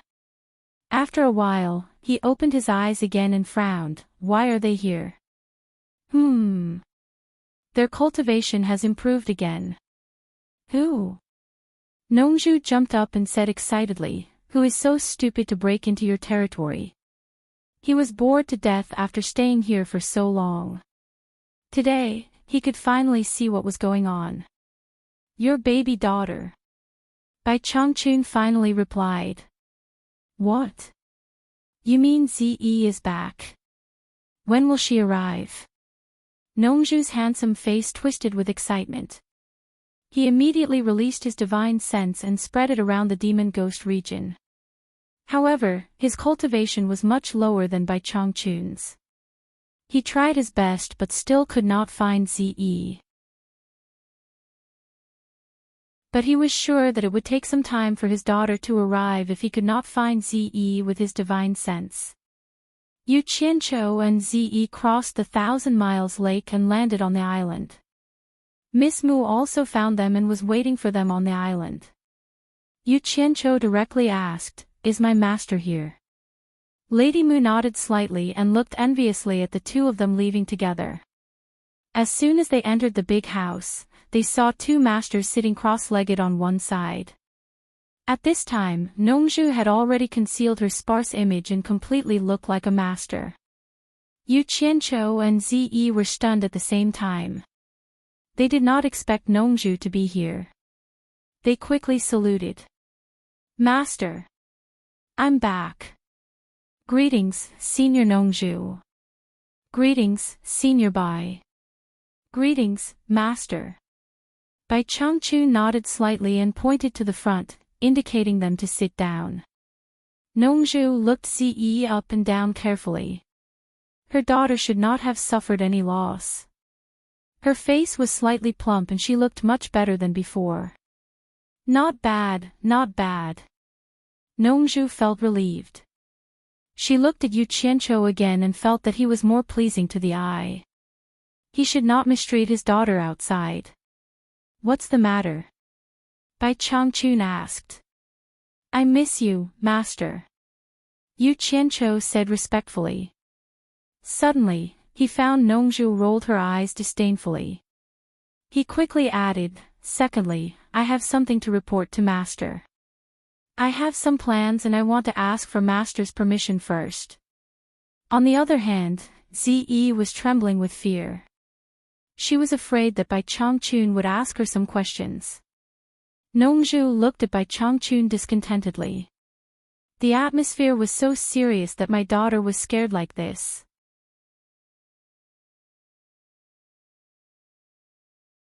Chapter 437. You don't need to ask for my opinion, and I won't interfere with you. I don't care what you do, as long as you achieve what I want in the end. Bai Changchun said, looking at his little disciple who was sitting obediently in front of him. Based on his experience of more than 2,000 years, Yu Qianqiu was just a little disciple. Hearing his words, Yu Qianqiu didn't feel anything, but Ze was greatly relieved. It was good that Elder Bai didn't ask about it. I know. But... Master, I still have to tell you what I think, or I won't be confident. Yu Qianqiu said. He thought to himself, the place I want to go has to be backed by this old guy. Before Bai Changchun answered, Nongzhu nodded repeatedly and said, say it, tell us all your ideas, and let your master and I see if there is anything wrong. He was eager to know Yu Qianqiu's ideas. He had heard about this guy's bad reputation, and he didn't know what was in his head. Usually, he couldn't ask him even if he wanted to. It couldn't be better to hear him say it on his own initiative. After all, his daughter was always by his side, and he couldn't be careless. In front of his master, Nongzhu didn't have the right to make decisions, and Bai Changchun didn't object. Yu Qianqiu thought for a while and said, Master, to be honest, before I became your disciple, I didn't have a good reputation in the cultivation world of Huaxia, and I had a lot of enemies. This time, it was difficult for me to move forward in the cultivation world of Huaxia. I wanted to do my bit for the cultivation world of Huaxia, but I was always plotted against by various sects, and I couldn't do what you asked me to do. I'm really ashamed. Before he finished speaking, he saw Nongzhu laughing happily. She looked at Yu Qianqiu with her eyes as if saying, so, you also know that you have a bad reputation. Bai Changchun slightly raised his eyebrows, and a cold light flashed in his eyes. He said in a low voice, they plotted against you, and you didn't have any tricks. Humph. If you have suffered a loss and deliberately came to me to complain, then don't say any more. I can't afford to lose my face. The meaning of his words was clearly saying, if someone hit you, don't you know to hit back? The smile on Nongzhu's face froze. The master was so strong that even the way he taught his apprentice was so strong. It was obvious that whoever bullied you, you should bully them back. Bai Changchun was indeed worthy of his name. Startled for a moment, he immediately said to his daughter, Ze. Elder Bai's words are priceless advice, you must remember them well. Actually, even without his instruction, Ze had already regarded Bai Changchun's every word and action as a rule. She nodded repeatedly and said, I will remember. Yu Qianqiu respectfully said, what teacher said makes sense. After disciple joined the Cultivation Alliance, I did the same thing. That's why I had a conflict with the Dalu sect, which is ranked second among the Raichi sections. In the end, the disciple lost more than 200 subordinates while the Daluo sect lost more than 1,000 people. No one gained any advantage in the conflict. Instead, the Huaxia Cultivation Alliance was weakened and the foreign cultivators gained the upper hand. I want to. Wait. Nongzhu stopped him. She looked at Ziyi up and down again and said, so many people died, and the matter became so big. There are many cultivators in the Deluo sect at the final stage of the nature's test. Ziyi, are you okay? Damn it. It's not too late for you to say it after I'm done. Yu Qianqiu glanced at Nongzhu unhappily. It was not a good feeling to be interrupted in the middle of a conversation. I'm fine. Ziyi replied, Master, you don't know. The Deluo sect is so hateful. As soon as Yu Qianqiu and I arrived in the Huaxia cultivation world, the head of the Deluo sect came looking for trouble and fought with Yu Qianqiu. Humph. But he didn't know who taught Yu Qianqiu. In the end, he lost an arm and came back with hatred. He deserved it. Ha! This guy killed his son. Of course, he wants revenge. Nongzhu paused and said suspiciously, the head of the Deluo sect is called Luo Qingtian. He seems to be at the middle stage of the nature's test. Ziyi, are you sure this guy defeated Luo Qingtian?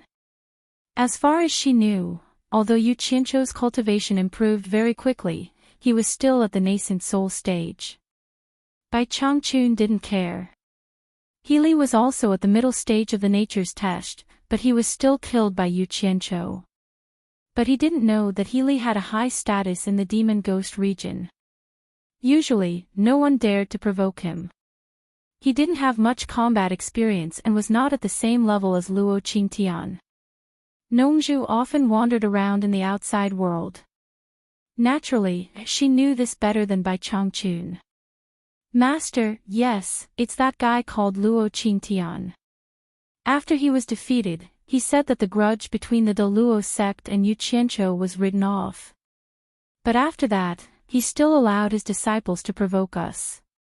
Not long ago, in Wanghai town, for Deluo sect cultivators at the late stage of the nature's test led more than 1,000 disciples to fight with us. Ha! In the end, more than 1,000 disciples were almost killed by Yu Qianqiu's subordinates, Ziyi said with a smile. This was the nature of women. After finding someone to talk to, it was hard to stop talking. Nongzhu looked at Bai Changchun, who was calm. She turned around and asked, Yu Qianqiu, where did you get so many subordinates? Did you bring people from the demon ghost region? Yu Qianqiu just wanted to make up an excuse, but Ziyi said first, we didn't bring them out of the demon ghost region. We spent money to hire thugs. We have been making money outside, and then we spent money to hire thugs to help us. Why did she mention the matter of making money? Yu Qianqiu sweated profusely. He was almost stunned. Before coming here, he deliberately mentioned Bai Changchun to scare this one-track mind. He was afraid that she would talk nonsense. Who knew that once she started talking, even if he put a knife on her neck, she couldn't stop talking. It seemed that he had underestimated this woman's mouth. Spent money to hire thugs. Such a hooligan way of doing things. Well, that sounds like your style. Nongzhu laughed. If Ce didn't need to do anything, she wouldn't be in danger. He agreed with this approach. But then he thought it was not right, so he asked suspiciously again, Ce, you just said that there were 4 cultivators at the last stage of the passing calamity. Did you spend money to hire them to be your thugs? Although the cultivators at the last stage of the passing calamity were nothing in his eyes, he knew that they were already the top masters in the so-called cultivation world. They couldn't be hired with money. No, the strongest of the thugs we hired was only at the early stage of the passing calamity. As for the 4 cultivators at the last stage of the passing calamity, Yu Qianqiu and I fought 2 each. Speaking of this, Ziyi looked at Nongzhu embarrassedly and said, I'm ashamed. I fought 2 at the same time, but I couldn't win. On the other hand, Yu Qianqiu beat the two cultivators at the last stage of the passing calamity so hard that they couldn't fight back. If it weren't for the masters coming to stop him, I'm afraid that Yu Qianqiu would have killed them. Hearing this, not to mention Nongzhu, even Bai Changchun looked at Yu Qianqiu in surprise. Nongzhu was stunned and said, "Girl, are you talking in your sleep?" She turned to look at Yu Qianqiu and said, "Tell me, what happened?" They went too far, and I couldn't help but get angry, so I went all out," Yu Qianqiu replied weakly, "but I didn't expect that the cultivators at the last stage of the passing calamity would be so weak. I was lucky to win." Speaking of such a glorious deed, he was indeed proud of himself. But in front of these two masters, it was better to be humble. Bai Changchun frowned slightly and slowly closed his eyes. Nongzhu couldn't stop laughing and said, "Lucky, you use lucky really well. When your master was only at the early stage of the transforming spirit realm, he dared to challenge the masters at the last stage of the transforming spirit realm. Tut, tut. Like master, like disciple. I've seen it today. There's no justice in this world. Elder Bai's disciple is naturally not an ordinary person." Zi peeped at Bai Changchun and flattered him. Bai Changchun frowned slightly again. No one knew what he was feeling at this time. Nongzhu was stunned. She had raised this daughter for so many years, but she had never flattered her. She didn't expect that she would flatter someone else in front of her for the first time. This was unbearable. Nongzhu's jealousy was suddenly overturned. She stared at Yu Qianqiu and said with jealousy in her mouth, "Your master has a lot of contact with the old monster in the southern Ming Empire. Your master must have given you some spirit treasure. Show me what you used to defeat the two guys at the last stage of the Crossing Heavens test." This, that. Yu Qianqiu lamented in his heart. Zi was so talkative that she finally talked about something she shouldn't talk about. The black fire-flying sword was made of the ghost fire of the netherworld. It could fool ordinary people, but it was very difficult to fool the two guys in front of him. Especially Bai Changchun, he had seen the message left by the old guy in the 9th netherworld cave. "What this and that? Are you afraid that I will rob your treasure? Show me." Nongzhu said very unhappily. She thought to herself, "My daughter has flattered your master for the first time. I just want to see your treasure. Why are you complaining?" When Yu Qianqiu was still hesitating, Nongzhu directly took action. Before Yu Qianqiu could react, he felt something around his waist.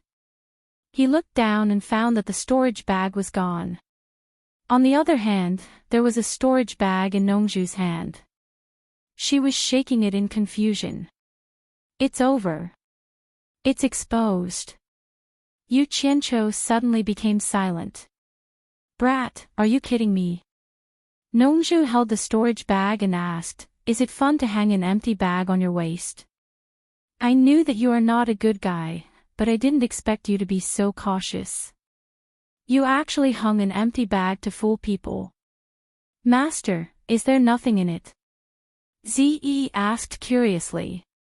She saw Yu Qianqiu put things in it every time. Just as she finished asking, her master threw the storage bag to her hand and let her see for herself. Zi used her divine sense to check it. It was empty. There was nothing in it. It was very clean. This should be the storage pouch. I know it. Zi tilted her head and asked, "Yu Qianqiu, where are the things inside? Where did you hide them?"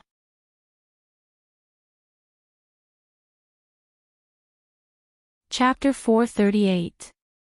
I'll hide it in your grandma's house. Why are you joining in the fun? Yu Qianqiu was really speechless. His storage bag was just for show. Everything was taken and placed in Utopia through this bag. Who would go through his storage bag normally? It was only because of Nongzhu, who was so unreasonable that she took it without being asked. He had to take revenge. Yu Qianqiu made up his mind and said with a look of sudden realization, Senior Nongzhu, I almost forgot something. Someone asked me to ask you a question. Nongzhu chuckled. Trying to change the topic? Among the people you know, who else knows me? Old thing. Don't regret it. Yu Qianqiu was overjoyed, but he put on a serious face and said, Someone told me to ask you if you know someone called Xiaoyao.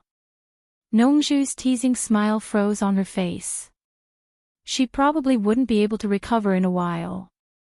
Bai Changchun opened his eyes and glanced at the father and daughter with a strange expression. Then, he closed his eyes again as if he didn't hear anything. After a long time, Nongzhu looked at Ziyi, who was staring at her with a guilty conscience. She coughed and said, Yu Qianqiu, who told you to ask me? It's Fairy Qianghua, the leader of the Moon Clan, which is ranked third in the Huaxia cultivation world. She asked me to ask you. Do you know her? Yu Qianqiu said seriously. However, the smugness in his eyes was caught by Nongzhu. Nongzhu's face darkened. She asked Ziyi, have you seen the leader too? Yes, that woman is very annoying. But she's quite generous and gave us a lot of spirit stones. Ziyi smiled. Since she gave you spirit stones, how can you talk bad about her behind her back? Nongzhu reprimanded. However, he heaved a sigh of relief. It was clear that Yu Qianqiu knew something, but Ziyi was still in the dark. Ziyi stuck out her red tongue and quickly shut up. Master rarely reprimanded her like this. Nongzhu stared at Yu Qianqiu coldly and said in a low voice, I don't know any Xiaoyao. Don't ask me such questions in the future. I hate it when people ask me boring questions. If there's a next time, I'll break your legs. At that time, even your master won't be able to protect you. The warning in his words was very strong. Yu Qianqiu nodded in agreement. After what he had done, the other party would probably back off and not make things difficult for him anymore. However, Yu Qianqiu's plan was wrong. Nongzhu was apparently not afraid of his threat. She said indifferently, cut the crap. Take out your treasure. If you continue to hide it, I will strip you naked and search for it. It seemed that she wanted to catch Yu Qianqiu and take revenge on him. Yu Qianqiu's face twitched. He thought to himself, fine, you are so cruel. When I bring Qianghua Fairy to the purple bamboo forest in the South Sea, I will definitely let you reunite with your wife and have fun. To be honest, Senior Nongzhu, I really don't have any treasure. The so-called treasure is just a way to condense fire under the guidance of my master. It can fool others, but it's not elegant in front of you. Yu Qianqiu said with a bitter smile. Condense fire. What kind of magic art is that? I've never seen your master use it. Come on, show it to me and see if you can fool me. Nongzhu suddenly became interested. Ziyi had been with Yu Qianqiu for a long time, but it was the first time she heard this. Her face turned cold. She gave Yu Qianqiu 2 words in her heart, liar. How dare I show off in front of you? You don't have to, right? Cut the crap. Hurry up. Yu Qianqiu scratched his head. Under the gaze of the father and daughter, he stretched out his palm. In the room, a green shadow was shining. A green fire was ignited in Yu Qianqiu's palm, and it started to spin rapidly. As the fire gradually grew smaller, the misty green light in the room disappeared, and a green flying sword floated above his palm. Bai Changchun didn't care about it at all. He knew when Yu Qianqiu practiced this magic art. Ziyi was stunned. It turned out that Yu Qianqiu's flying sword was condensed by fire. No wonder his sleeve was like a storage bag, and he could summon a flying sword just by waving his hand. Hee hee. Interesting. Nongzhu raised her hand and took the green flying sword into her hand. She flicked the sword with her slender fingers, and the sound of metal clanking could be heard. She couldn't help but exclaim, thousands of magic arts, endless and endless. It's really magical, really magical. Ze tilted her head and looked at it for a while. Suddenly, she frowned and said, Yu Qianqiu, you didn't use a green flying sword to defeat the two cultivators at the end of the nature test stage. What I saw was clearly a black flying sword. Could it be condensed from black flames? She didn't know what the green fire and black fire meant. She just thought that the green fire could condense into a green flying sword, and the black flying sword must be condensed by black fire. Black fire. Nongzhu was shocked and stared at Yu Qianqiu in disbelief. Even Bai Changchun opened his eyes instantly. His eyes were as sharp as a knife, piercing Yu Qianqiu's body. Damn it! Ze, you bitch, you win. Yu Qianqiu's eyes flickered, and he felt extremely guilty. He didn't know what would happen if he hid this from Bai Changchun, so he quickly thought about how to deal with it. You can hide the black fire in your body. Bai Changchun asked word by word. Nongzhu looked at him in surprise and asked, Old Bai, don't you know? According to his deduction, if Yu Qianqiu could subdue the black fire as his disciple, then Bai Changchun, as his master, could naturally do it too. If so, didn't Bai Changchun have the ability to cross the sea of netherworld fire and open the gate to the underworld with his flesh and blood? But it seemed that even he didn't know about his disciple. Ze looked at the two masters' faces. She didn't expect that her words could make them react so strongly.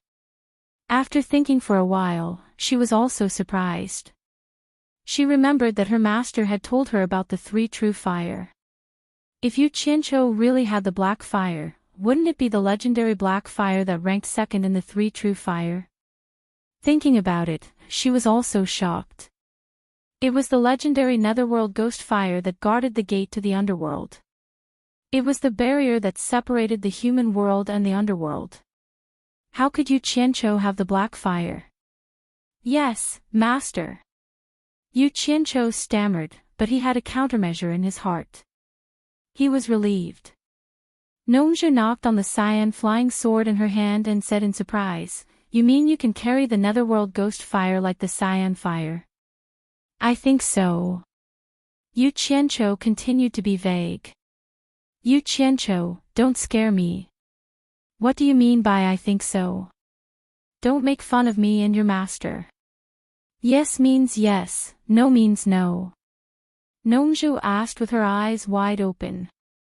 Bai Changchun also stared at his disciple with a burning gaze and said, Release your black flame and let me see. Since master has said so, this disciple will do as you say. Yu Qianqiu stood up and bowed to the two.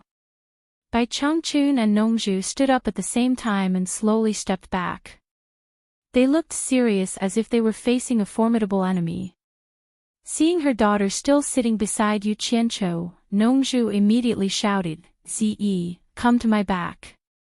You can't bear the power of the black fire. Ze frowned and thought, is it so terrible? I have seen it before, and the black fire flying sword is not so powerful.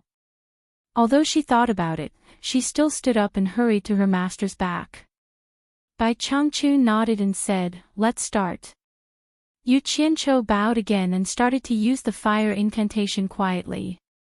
The three suddenly found that Yu Qianqiu's eyes suddenly became as dark as ink, and a strange black fire appeared in each of his eyes. Then they heard a light buzz. In the blink of an eye, Yu Qianqiu had been wrapped by a black fire.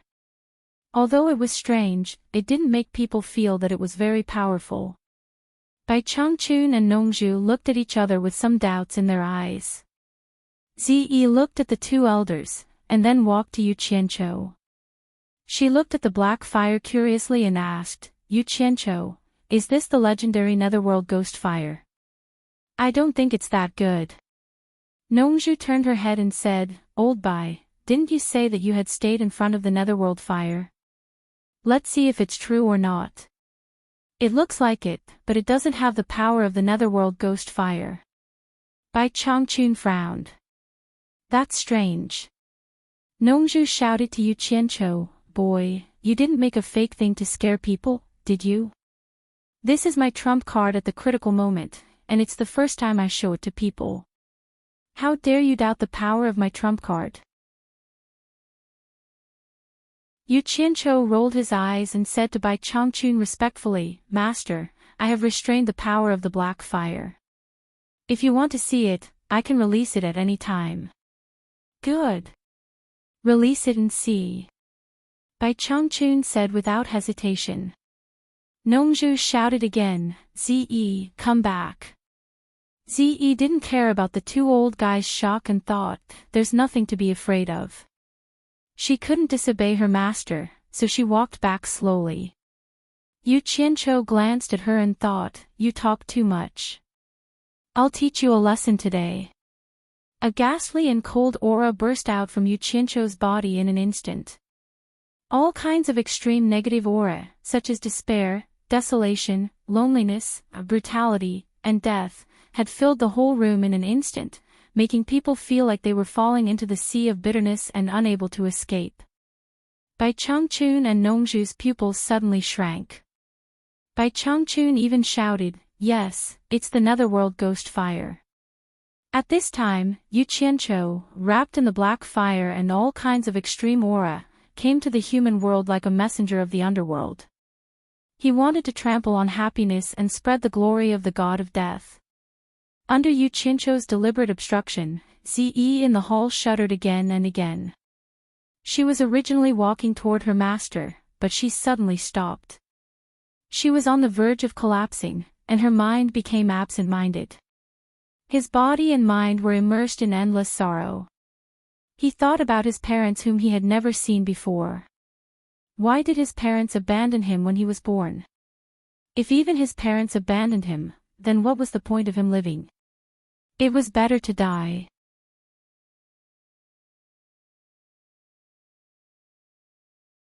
Chapter 439.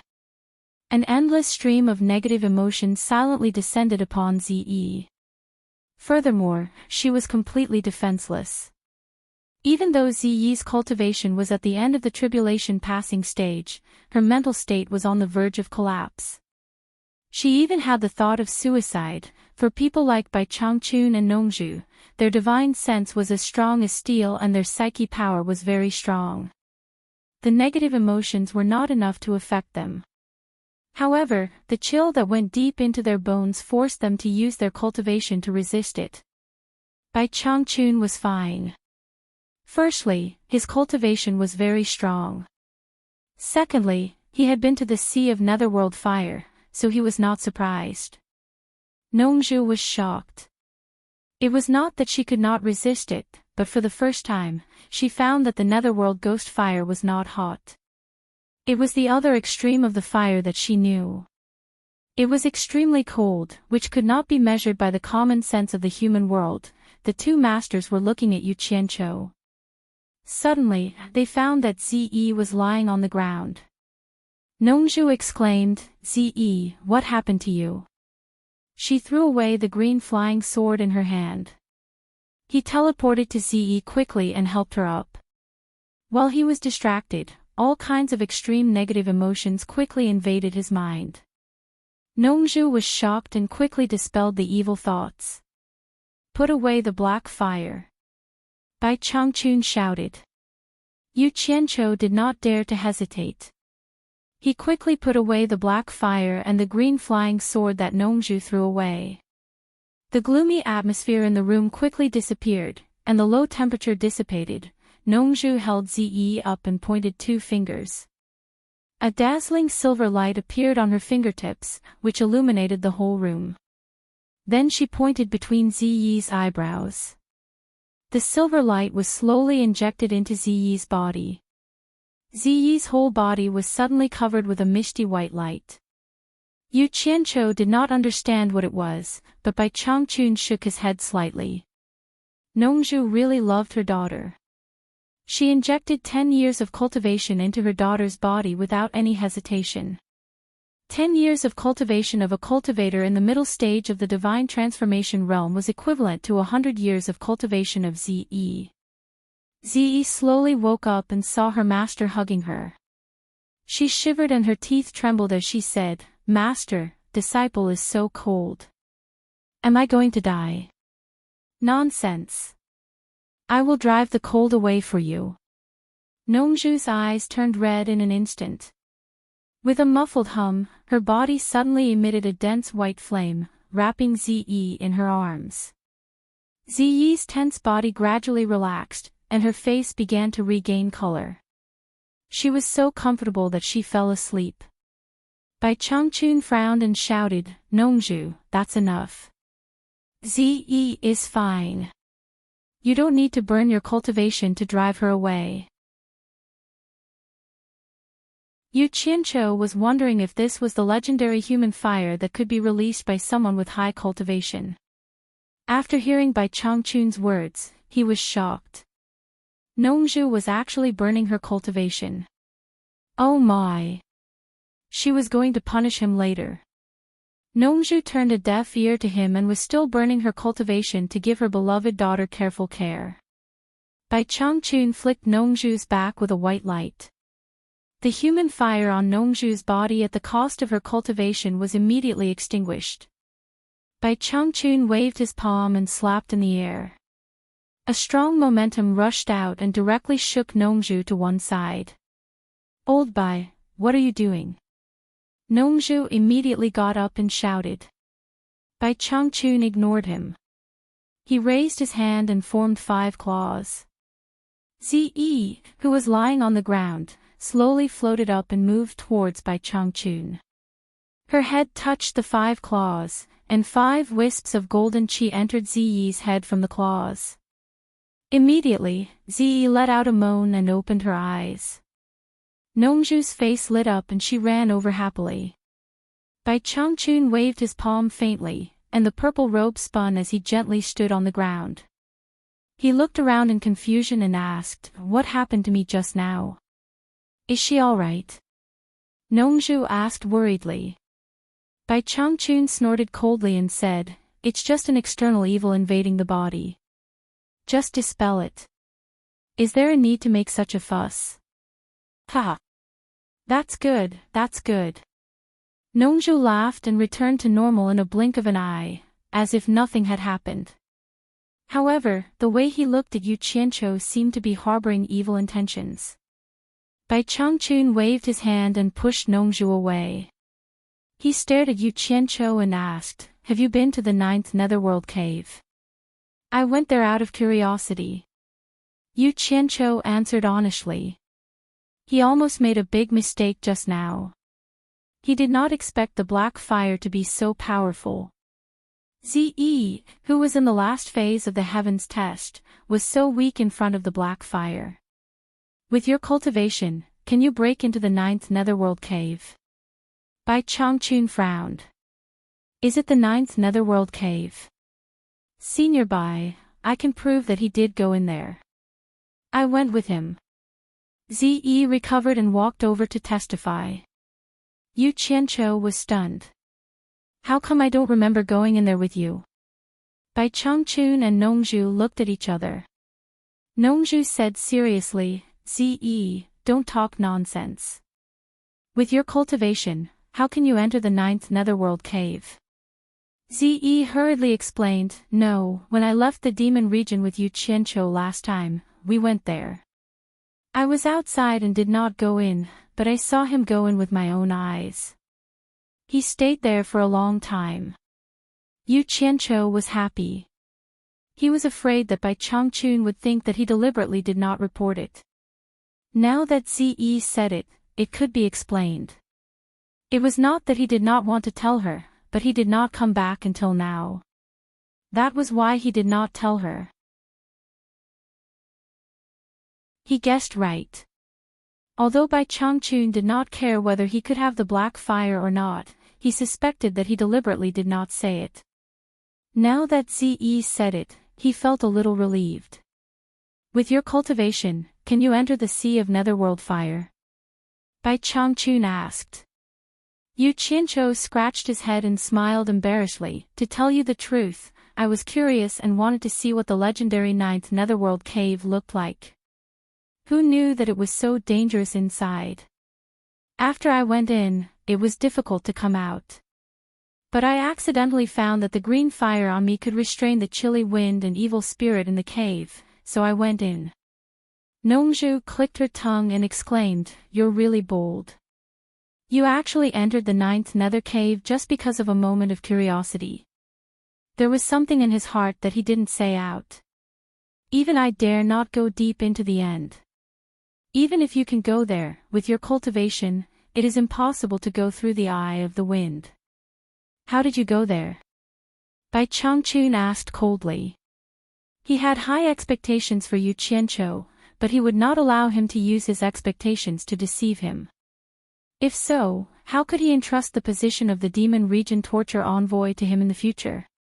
It was better to kill him on the spot, lest he entrusted it to the wrong person. Nongzhu was someone who knew Bai Changchun well. She immediately felt the killing intent in his words and could not help but be secretly shocked.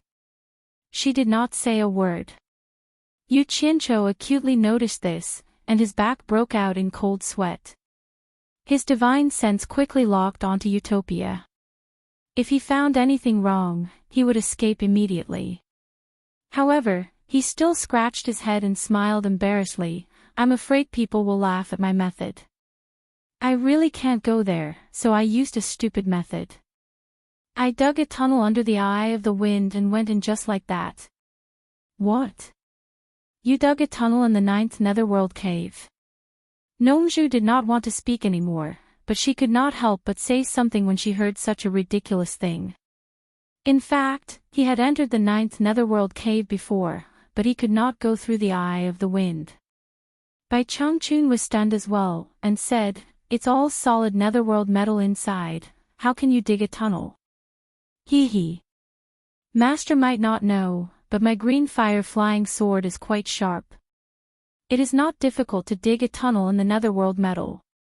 However, I did not expect to see masters." Yu Qianqiu chuckled and did not continue. Nongzhu asked curiously, "What did you see about your master?" Yu Qianqiu scratched his head and said with a tight-lipped look, "Nothing much, just a few words." When he said that, Nongzhu was even more curious. She turned her head and said, "Old Bai, what words did you leave inside?" Bai Changchun could not be bothered with him and continued to ask, "Since you have seen the words I left behind, with the profoundness of your fire technique, I believe the netherworld fire sea cannot stop you. Did you see what is behind the netherworld fire sea?" Nongzhu's eyes lit up and stared at Yu Qianqiu. Until now, she had never heard of anyone being able to pass through the netherworld fire sea. She had never heard of the situation behind. Could this brat really be the first? I am quite curious. When I got there, I could not help but go and have a look. I did go there, but I did not find anything interesting behind. Yu Qianqiu thought for a while and said, "There is a huge netherworld metal mountain wall, on which there are many skulls of different sizes carved. There is also a huge door. Other than that, I did not see anything good." The netherworld gate. Bai Changchun and Nongzhu were shocked at the same time. The former slowly closed his eyes and sighed softly. He didn't expect that his disciple would stupidly barge into the place that he failed to enter. Ziyi looked at Yu Qianqiu eagerly and felt annoyed. He had been to such an interesting place, but he had never told me about it. What a liar. Nongzhu rubbed her hands excitedly and said, Yu Qianqiu, although I do not dare to say that you are the first person in history, you are definitely the only person in the cultivation world who has played in front of the netherworld gate. I, Nongzhu, admire you. Senior Nongzhu, what is so interesting about that place? It is full of ghosts. Yu Qianqiu looked disdainful and deliberately acted cool. You. Nongzhu opened her mouth and was speechless. She realized that she had no common language with this lunatic. She waved her hand and said, "Don't interrupt me. Tell me, what does the Netherworld gate look like?" "Nothing much. The gate is very tall and big, and there are many expressions of happiness, anger, sadness, and happiness carved on it." Yu Qianqiu said as he slapped his forehead and said, "That's right, there are also 2 Ouroboros, which are quite mighty. I thought that the knocker was some kind of treasure, so I specially cut off the teeth of the Ouroboros and made a knocker to play with. Who knew that it was useless?"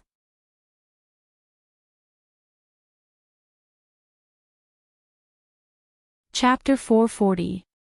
The corner of Bai Changchun's mouth twitched. Nongzhu's expression was even more interesting. It was no exaggeration to say that her expression was ever-changing. She gritted her teeth and asked, "Did you saw off the knocker of the gate to the underworld?" "I didn't get all of them, just one. Because the 2 animal teeth were too solid, it was troublesome." Yu Qianqiu scratched his head. Zi could imagine what the gate to the underworld was for no matter how inexperienced she was. This guy actually dared to. Zi looked at him, dumbfounded. For the first time, the word audacious appeared in her mind. Clap clap. Nongzhu's gaze lingered on the master and disciple. She shook her head and exclaimed, "Like master, like disciple. I admire you so much. You two are a perfect match." Then, as if she thought of something, she said to Yu Qianqiu, "Where's the thing? Is the knocker with you? Take it out and let me have a look." Yu Qianqiu touched his waist subconsciously. It was empty. Only then did he remember that his storage bag was snatched by Nongzhu. He glanced at the storage bag on the ground and couldn't help but curse Nongzhu's ancestors. He knew that Bai Changchun was already suspicious. Although it was better now, if he didn't take out some evidence to completely dispel his doubts, the consequences would be unpredictable. So, under the gazes of the others, Yu Qianqiu reached into his clothes and searched for a while. He weakly took out another storage bag and smiled awkwardly at them. Bai Changchun, Nongzhu, and Zi were stunned at the same time. They looked at the storage bag on the ground with different expressions. They couldn't tell what it smelled like. "Old Bai, you have a good disciple," Nongzhu said to Bai Changchun as if she was praising him. Bai Changchun's eyebrows twitched. He was really speechless. "I have offended too many people in the cultivation world, so I had to hang this storage bag to confuse the enemies outside," Yu Qianqiu explained. Actually, even this storage bag was taken from Utopia at the last minute. As he spoke, he reached into the storage bag and took out a pair of black tusks as long as chopsticks and as thick as a banana. He handed them to Nongzhu. When this pair of things was taken out, the temperature in the room suddenly dropped a lot. A faintly discernible gloomy aura gradually filled the room. The pupils of the other 3 slightly shrank. Yu Qianqiu also felt it himself. He was somewhat surprised. He didn't feel anything unusual in front of the gate of the underworld. How could it be like this now? He himself had forgotten one thing. The eerie aura in front of the underworld gate was already very dense. The aura emitted by the 2 fangs was really insignificant. How could he have sensed it at that time? Now that they were in the mortal world, it would be strange if something from the netherworld appeared here. Nongzhu held the 2 black sticks in her hands and felt that they were cold to the bone. They were indeed extraordinary.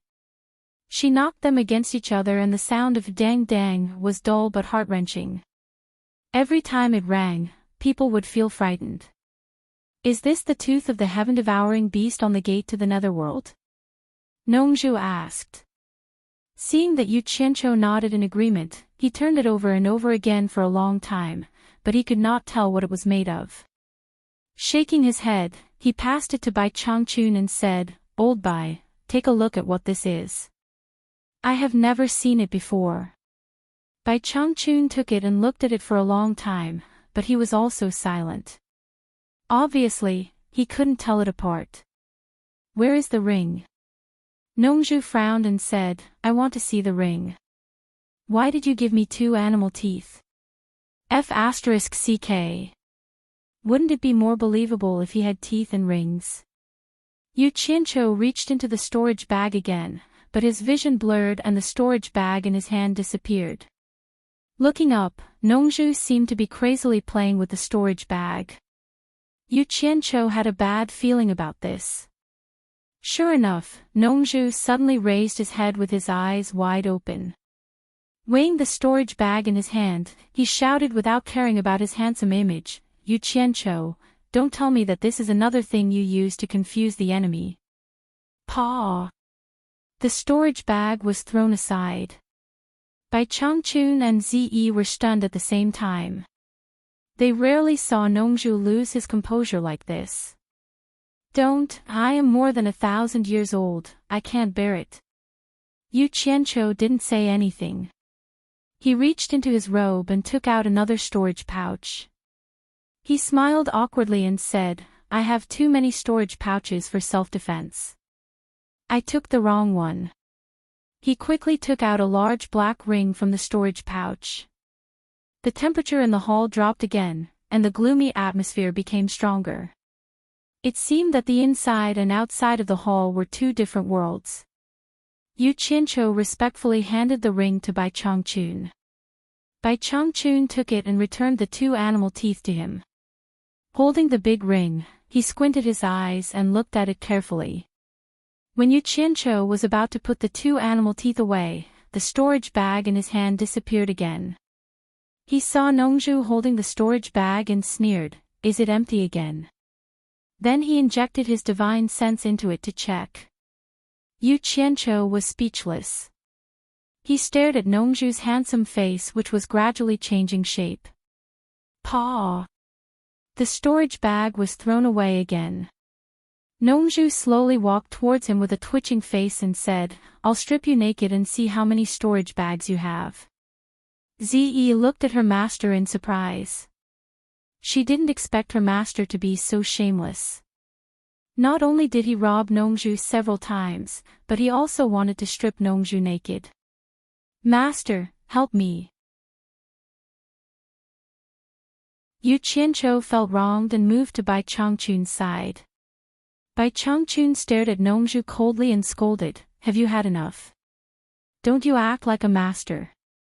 Then he threw the big ring to Nongzhu. Nongzhu caught the big ring and was slightly stunned. Looking at Ziyi, he realized that it was inappropriate. Stripping a man naked in front of his daughter was not something a father should do. Shame! She was so angry that she became muddle-headed. How could she say such things in front of her daughter? In order to cover up her embarrassment, Nongzhu held the big ring and examined it seriously. After looking at it, she nodded and said, this thing is obviously made of the same material as the 2 beast teeth. We can't tell, so it must be something rare. Maybe Nan Ming can recognize it. Why don't we show it to him? After a pause, Nongzhu suddenly laughed out loud and said, Old Bai, with this thing in hand, even if you can't harvest any of the flame-deficient profound fruits outside, and even if it's difficult to invite that old guy from Nanming, I guarantee that he will still come to you. That old guy can't resist the temptation of this rare material. Ha! Bai Changchun nodded slightly. He had already imagined what Nongzhu said. Nanming would come to him and beg him. He couldn't help but smile. But then he frowned and subconsciously looked at Yu Qianqiu. This thing was his disciple's. As a master, how could he use his disciples' things without permission? Not to mention, he had never given anything to Yu Qianqiu. Nongzhu knew Bai Changchun very well. Looking at his expression, she knew what he was worried about. This world's #1 master had his own pride. He would rather break than bend. He would never ask his disciple for something. It seemed that it was time for him to be the bad guy again. Nongzhu coughed and said to Yu Qianqiu indifferently, Yu Qianqiu, what do you need these 2 beast teeth and the door knocker for? If not, you can give them to your master. Your master has great use for them. Since the words were so clear, how could Yu Qianqiu not know what she meant? He immediately offered the 2 beast teeth and said, Master, if you need them, you can take them. Anyway, they are useless in my hands. If they are not enough, you can tell me. At worst, I will tear down the gate of the underworld. Tear down the gate of the underworld. Nongzhu was shocked and said, Yu Qianqiu, don't mess around. That gate is very important. It is the thing that separates the yin and yang. You can't touch it. The 2 beast teeth and the door knocker are enough. He had heard a lot about Yu Qianqiu, and he knew that there was nothing this guy didn't dare to do in the cultivation world. But how could the cultivation world be compared with the underworld? The underworld was as famous as the immortal world. If he really tore down the gate of the underworld, oh my! God knows what would happen. Ziyi was shocked by Yu Qianqiu's words again. She stuck out her bright red tongue. She really admired Yu Qianqiu from the bottom of her heart. He wanted to tear down the gate of the underworld. Master! Is it really enough? If not, I can leave the ghost gate alone for the time being. But I can get you another door knocker. Yu Qianqiu patted his chest and promised. Do you really think it belongs to you? Nongzhu was speechless. Bai Changchun stared at Yu Qianqiu with his deep eyes, as if he could see through people's thoughts, which made Yu Qianqiu feel guilty. After a while, Bai Changchun silently put the 2 ferocious broken teeth and the big ring into the storage bag, and said to Yu Qianqiu, Follow me to the 9th Netherworld Cave. Why would I go to the 9th Netherworld Cave? I just said it casually. Does the old guy really want me to tear down the gate of the underworld? No way. Yu Qianqiu was shocked, but he forced himself to calm down and saluted. Before he could finish the word, yes, he felt his arm was tightened. His vision blurred, and the wind suddenly rushed in his ears. When he opened his eyes again, he was already above the sparkling 1,000-mile lake, flying at a speed that he had never experienced before. His arm was grabbed by Bai Changchun. Suddenly, someone shouted from behind, Old Bai, wait for me. Don't fly so fast. Yu Qianqiu looked back and saw that the Shuntian island had become a sesame dot. Nongzhu had already followed them from afar and was gradually approaching.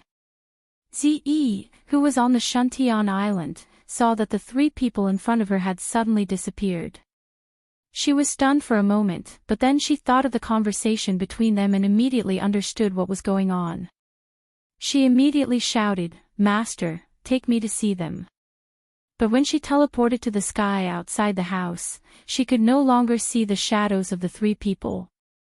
She circled around in the sky for a few times and then came back in a huff. When Nongzhu caught up with them, the 3 people had just passed through the beautiful 1,000-mile lake, turned into shadows and flew into the endless clouds and fog. Yu Qianqiu looked around him, and he was so shocked that he was speechless. The number 1 expert in the world was indeed extraordinary. How long had it been? In less than an hour, they had already left the 1,000-mile lake.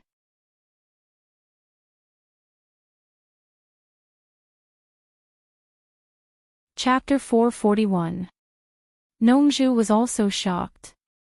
Although she knew that Bai Changchun's cultivation was strong, it was hard for her to catch up with him while flying. The gap between them was hard to measure. And it seemed that he didn't try his best. What he showed was just average. Old Bai, why are you in a hurry to go to the 9th Abyss Cave? Nongzhu asked. Bai Changchun looked ahead and didn't answer her. He sighed in his heart. If he didn't want Yu Qianqiu to take over the demon realm, he wouldn't have to do this. The demon realm had been passed down from generation to generation. The torture envoy of each generation couldn't be easily appointed. They had to be carefully selected without any negligence. Once the wrong person was appointed, the whole world would be in chaos, and the painstaking efforts of the previous torture envoys would be wasted. If Yu Qianzhou was just his disciple, it wouldn't be a big deal. But this guy had great potential, and Bai Changchun liked him at first sight. However, he could also tell that this fellow was not someone who would settle down. His actions were sneaky, and he flattered without hesitation. He was not stingy with his flattery, and he did not know what shame was. But these were not the most important things for Bai Changchun. A disciple who didn't have the ability to adapt would be embarrassed. That was why he asked Yu Qianzhou to help the Huaxia cultivation world. The purpose was to train him. In fact, people like Bai Changchun, who had reached the level of cultivation, cared about all the people in the world. Why would they care about the cultivation world of China? In his eyes, the cultivation world had long lost the distinction of nationality. The cultivation world was the cultivation world. Cultivators from different countries were all part of the cultivation world. The soul formation realm cultivators from different countries were just like chickens and dogs in Bai Changchun's eyes. He could kill them in an instant. No one in the world could stop him. But he understood the way of heaven and understood balance was the truth. Since he understood this way, he had to keep it. Bai Changchun didn't have much time. Since he chose Yu Qianzhou to take over as the torture envoy of the demon realm, he had to make the best use of time to train this guy. The soul formation experts of each country could be used as a whetstone to sharpen the blunt knife that was Yu Qianzhou. Once the blunt knife revealed its cold edge and became invincible when it wielded the knife to sweep the world, it would be time to hide its edge in the demon ghost region.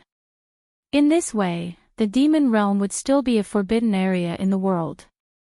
No one dared to violate it, because one of them could intimidate the world. As long as the torture envoy was there, the demon realm would not be chaotic. The cultivation world would not be in chaos if the demon ghost territory was not in chaos, and the world would not be in chaos if the cultivation world was not in chaos. This was the responsibility of the torture envoy of the demon ghost territory. However, no matter how high Bai Changchun's cultivation was, the human heart was fickle, and he couldn't see through it. If his disciple even lied his master, how could he entrust him with such an important task? The Changchun's heart. For example, Bai Changchun himself. Few people in the cultivation world who knew him would say that he was a good person. His high cultivation, unreasonable, and indiscriminate killing of innocent people were his trademark. Therefore, he would not use the standards of a good person to judge Yu Qianzhou. However, he valued the quality of his character. Therefore, no matter how perfect Yu Qianzhou's story was, Bai Changchun still had to go to the 9th nether cave to see for himself. If it was not true, Nongzhu would have to prepare to take over the demon realm. The lingering sound of the 3 people flying in the sky made the people in the demon realm tremble and hide quietly. Coming from the direction of the 1,000-mile lake, who else could have such a cultivation except for the emotionless torturing envoy? The place where the 3 people flew over was so quiet that no sound could be heard. Yu Qianzhou already knew what Bai Changchun was going to do. Fortunately, he was very honest and told everything. There was nothing to be afraid of. After half a day, the 3 people arrived at the sky above the territory of Yu Ji. Outside the Ghost King Hall, the area within a radius of several dozen miles was covered by a huge formation. Dark clouds billowed, and looking down from above, it was even more eerie and frightening than the surrounding areas, making it impossible to see what was below. Bai Changchun didn't slow down at all when the 3 people arrived.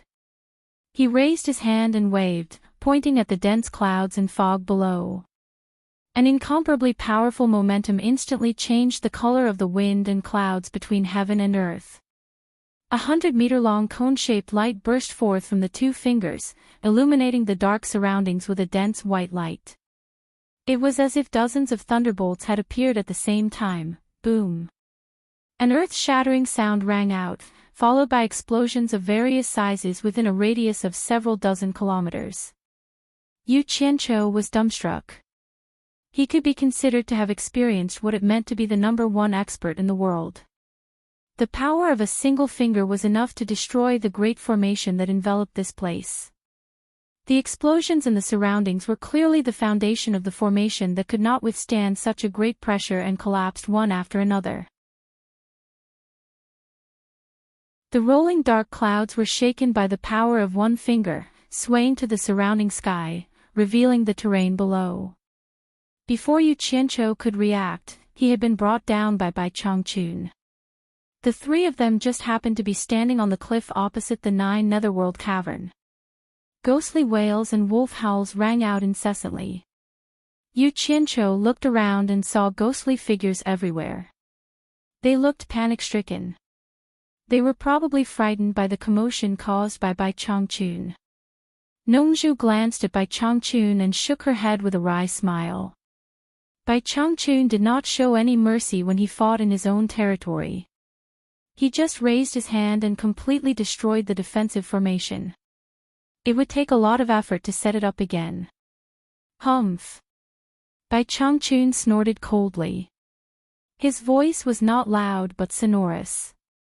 It spread far and wide like a substance, immediately calming all kinds of restlessness, as if nothing had happened. Yu Qianqiu secretly clicked his tongue. What was majestic? This was majestic. At this moment, Yu Ji had already arrived with a group of ghost generals. With just a glance, she confirmed everyone's guess. All of them rushed into the valley with pale faces and knelt down to pay their respects, singing in unison, "Greetings, Lord Torture Envoy." After that, they knelt down with their heads down, feeling very nervous. They didn't know why this great master came today and whether it was a good or bad thing. Yu Qianqiu looked at the crowd kneeling down below and turned to look at Bai Changchun. He saw that Bai Changchun was staring at the cave of the 9th Nether expressionlessly, not even bothering to look at the Ghost King below. So he coughed and made the decision without authorization, shouting, "Yu Ji, it's none of your business here. Go away. Don't disturb me without my permission." Yes. Yu Ji didn't dare to hesitate and quickly called the Ghost King to leave. Before leaving, Yu Ji looked back and saw Yu Qianqiu smiling at her. She immediately felt relieved and knew that it was really none of her business. She didn't dare to stay any longer and quickly left. When no one was disturbing them, Bai Changchun said lightly, "Yu Qianqiu, lead the way." He wanted to see if this disciple could really come and go freely in the cave of the 9th Nether. Yes. Yu Qianqiu bowed respectfully. Then he quickly jumped down the cliff. In mid-air, a black flying sword flashed out of his sleeve and held him up. His whole body was instantly covered with dense black fire, and he quickly flew to the cave of the 9th Nether. A layer of transparent protective upstanding chi surged out of Bai Changchun and Nongzhu's bodies. They kept a distance of 1 or 2 meters from Yu Qianqiu, not giving up. As soon as they entered the cave, it was like entering another world. The chilly wind wrapped with evil spirits was blowing continuously. Yu Qianqiu looked back. He knew that his speed was too slow for the two of them, so he didn't dare to delay. With a flick of his sleeves, 3 flying swords of blue fire immediately sprang out and spun out, illuminating the path ahead.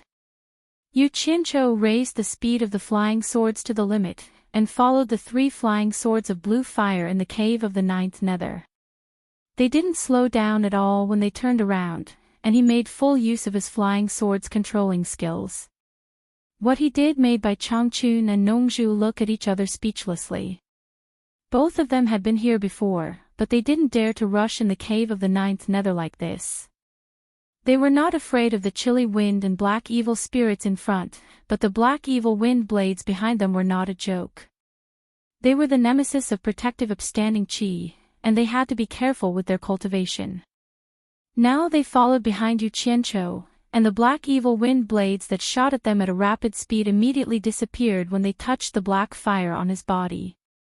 It was the first time for the two masters of soul formation stage to fly in the cave of the ninth nether at such a fast speed. Nongju was amazed all the way.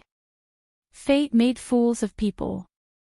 Sure enough, everything had its vanquisher. Some things really couldn't be solved by the level of cultivation. Hey!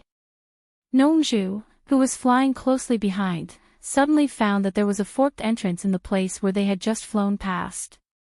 He was sure that he hadn't seen it when he came in before. Just at this moment, he was almost left behind by Yu Qianqiu in front of him. He was shocked and quickly followed. Without the protection of Yu Qianqiu in this place, he would be exhausted to death if he wanted to go there alone. He didn't have the ability to protect himself like Bai Changchun did. Not long after turning a corner, the wind suddenly whistled and the resistance was amazing. With Yu Qianqiu's cultivation, he couldn't fly against the wind at all. Standing on the flying sword, he was shaken by the wind, so he had to put away the flying sword and walk. Bai Changchun and Nongju didn't dare to be careless and continued to follow behind him. After a few hours, Nongju saw the 8 powerful wind eyes for the first time. He had never been here before. The black evil wind blades were as numerous as tangles, which was really scary. He didn't care about his demeanor and carefully hid behind Yu Qianqiu. Bai Changchun already had a sword in his hand. Occasionally, there were wind blades that came from tricky angles, but they were all hit by his long sword and bounced off. Presumably, when he came in before, he relied on this skill. Fortunately, it didn't take long for the tunnel dug by Yu Qianqiu to appear in front of them. After the 3 of them rushed in, they were relieved. Although the tunnel was filled with black evil spirits, with Bai Changchun's and Nongju's cultivation, such consumption was nothing. "This is the tunnel you dug?" Nongju looked around and asked curiously. "At that time, I couldn't pass through the wind eyes above, so I had to come up with this stupid way." Yu Qianqiu smiled embarrassedly. "It's really stupid. It's so stupid that no one can surpass you." Nongju murmured softly, and then frowned and asked, "Just now I found another entrance in the tunnel. It didn't seem to exist when I came in before. Does it have anything to do with you?"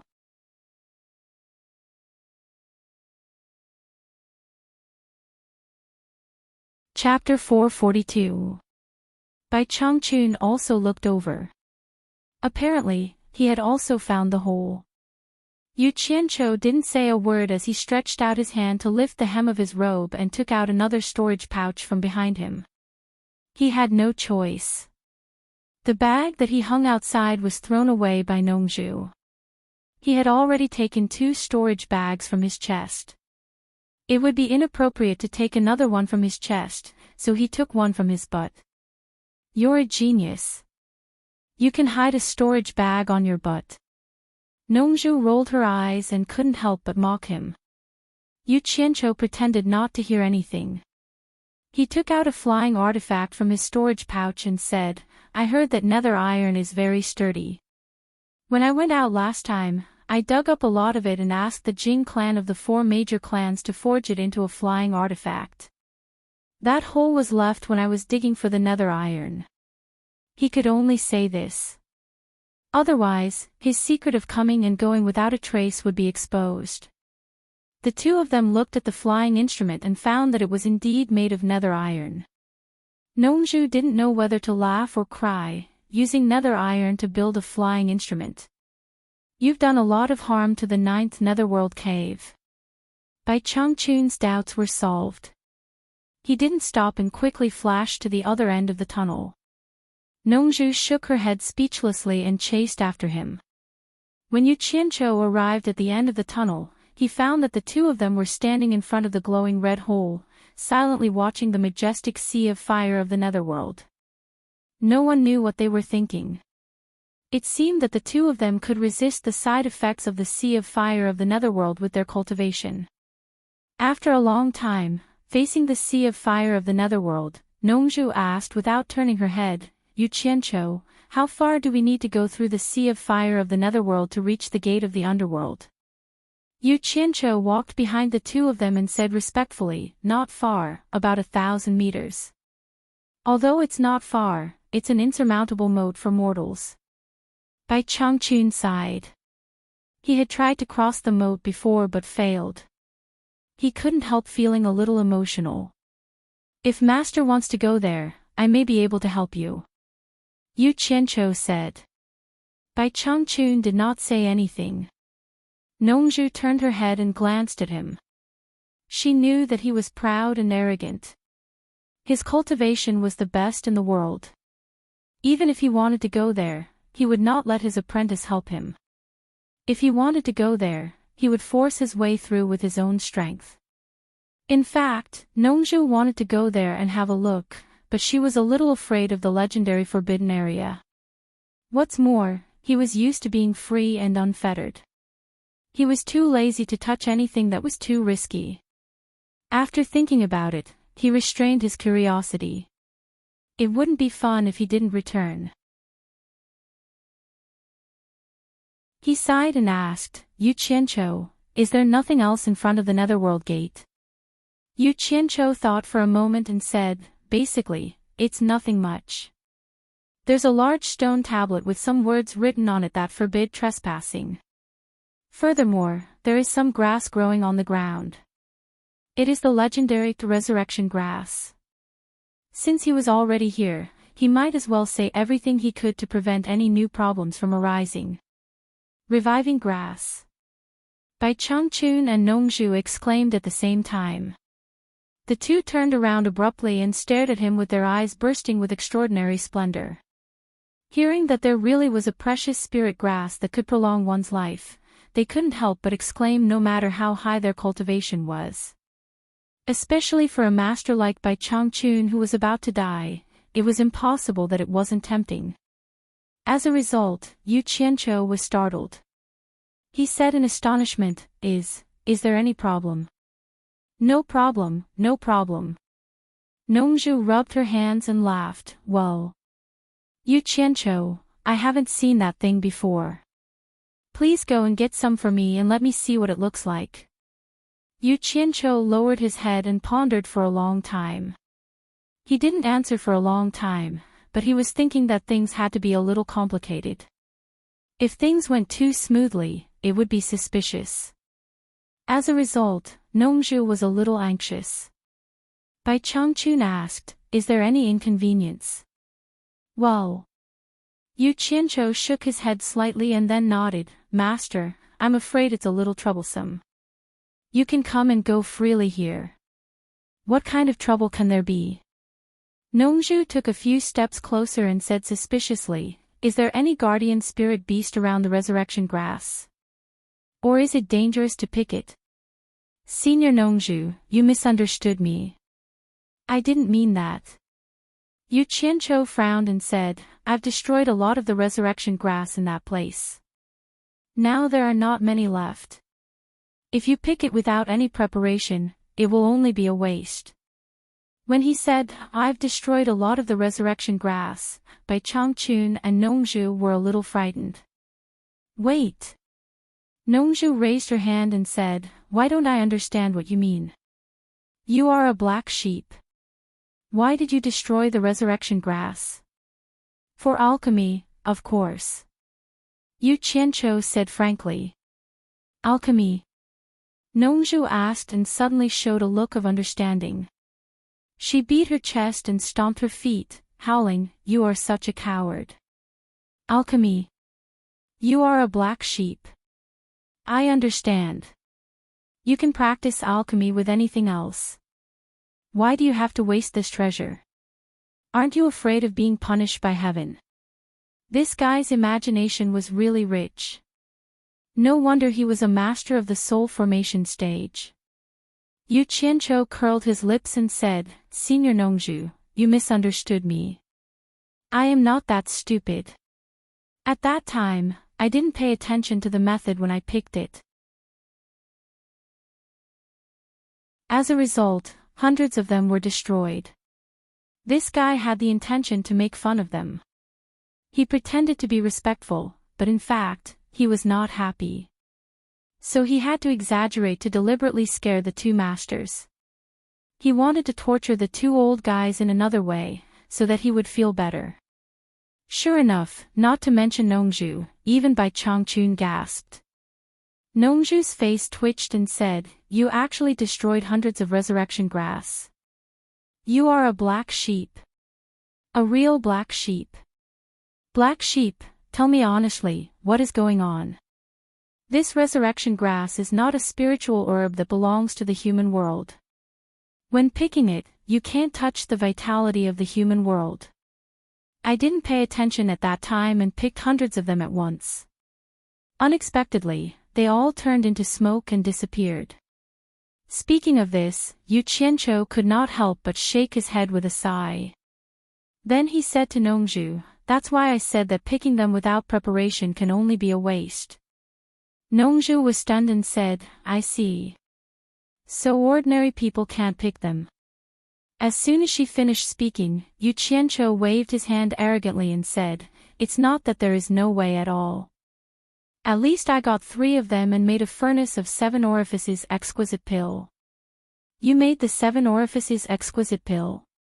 Bai Changchun and Nongju exclaimed again. Just as the two of them relaxed, their hearts started beating wildly again because of this fellow. People of the soul formation stage were also human. They could not resist the temptation, so there was nothing to be afraid of. Although Yu Qianqiu was complacent in his heart, he still looked calm on the surface. However, someone could not calm down. Nongju grabbed his clothes and said fiercely, "Boy, don't joke with me. Aren't you afraid of biting your tongue? How can a young man like you make the 7 orifices exquisite pill? Senior Nongju, I advise you to let go. I'm not afraid of you if we fight here," Yu Qianqiu said arrogantly. His words stunned Bai Changchun and Nongju at the same time. Nongju was not angry but laughed and said, "Wow. You are really powerful. I'd like to see it." With a buzzed sound, a black flame suddenly burst out from Yu Qianqiu's body without warning. Black fire! Nongju screamed and quickly let go. In the blink of an eye, she was a few meters away. Then she shouted, Yu Qianqiu, how dare you fight with me? If I don't teach you a lesson today." Before she finished her words, she could not say it. Not only did Yu Qianqiu retract the black fire, but he also took out a strange red pill from the storage bag in his hand. The soft red light rippled with a blood-like luster. The originally lifeless cave entrance suddenly gave people a feeling of burning passion, forming a strong contrast with the previous scene. Anyone could see the majestic energy contained in the pill. Although the color was strange, it was not comparable to ordinary pills. Nongju's anger instantly subsided as if nothing had happened just now. He stared with his eyes wide open and said tongue-tied, Yu Qianqiu, could this be the 7 orifices exquisite pill that you mentioned? He could not help but be surprised. If it was really the 7 orifices exquisite pill, it would be amazing. If it was taken by a mortal, it could increase his life by 50 years. If it was taken by a cultivator, it was even better. It was said that it could increase his life by 150 years. Yu Qianqiu rolled his eyes as if he knew who Bai Changchun was. Ignoring him, he piously held the blood-red pill in his hand and walked up to Bai Changchun. With a solemn expression, he said, Master, when I was wandering outside, I once snatched a jade archive from a wandering cultivator. Who would have thought that it was a pill recipe jade archive left by the alchemy sect thousands of years ago? From there, I learned many alchemy techniques. Bai Changchun was moved. Nongju was even more surprised, the Dan sect's jade archive of the Dan sect. Let me see it. Back then, the alchemy sect had relied on their alchemy skills to stand tall in the cultivation world.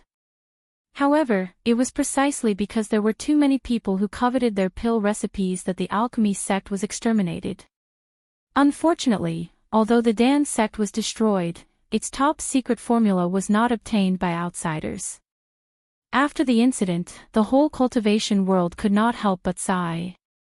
If they knew this would happen, they would not have made the elixirs that could be bought in the past extinct.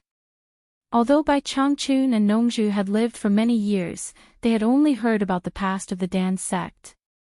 Yu Qianqiu ignored him and continued, later on, this disciple was lucky enough to be accepted by Master as a disciple. In the Fey Ghost domain, all the Monster Kings and Ghost Kings presented gifts to this disciple. There was even a Monster King who didn't recognize the treasure and presented the rare spirit herb Adumbra flower. Hearing this, Bai Changchun and Nongzhu looked at each other. Nongzhu's expression seemed to be asking, "You didn't know there was such a treasure in your territory. I learned that you were near the end of your life. I knew the formula of the 7 orifices elixir and obtained one of its main ingredients, the Adumbra flower. In addition, I heard that there was the resurrection grass in the 9th netherworld cave. Therefore, I wanted to refine the life-prolonging elixir. I ordered the Monster Kings and the Ghost King in the Demon region to collect all kinds of spiritual herbs. As a result, most of the spiritual herbs were collected, but the resurrection grass was missing. In the end, I was curious and broke into the 9th netherworld cave to find the resurrection grass."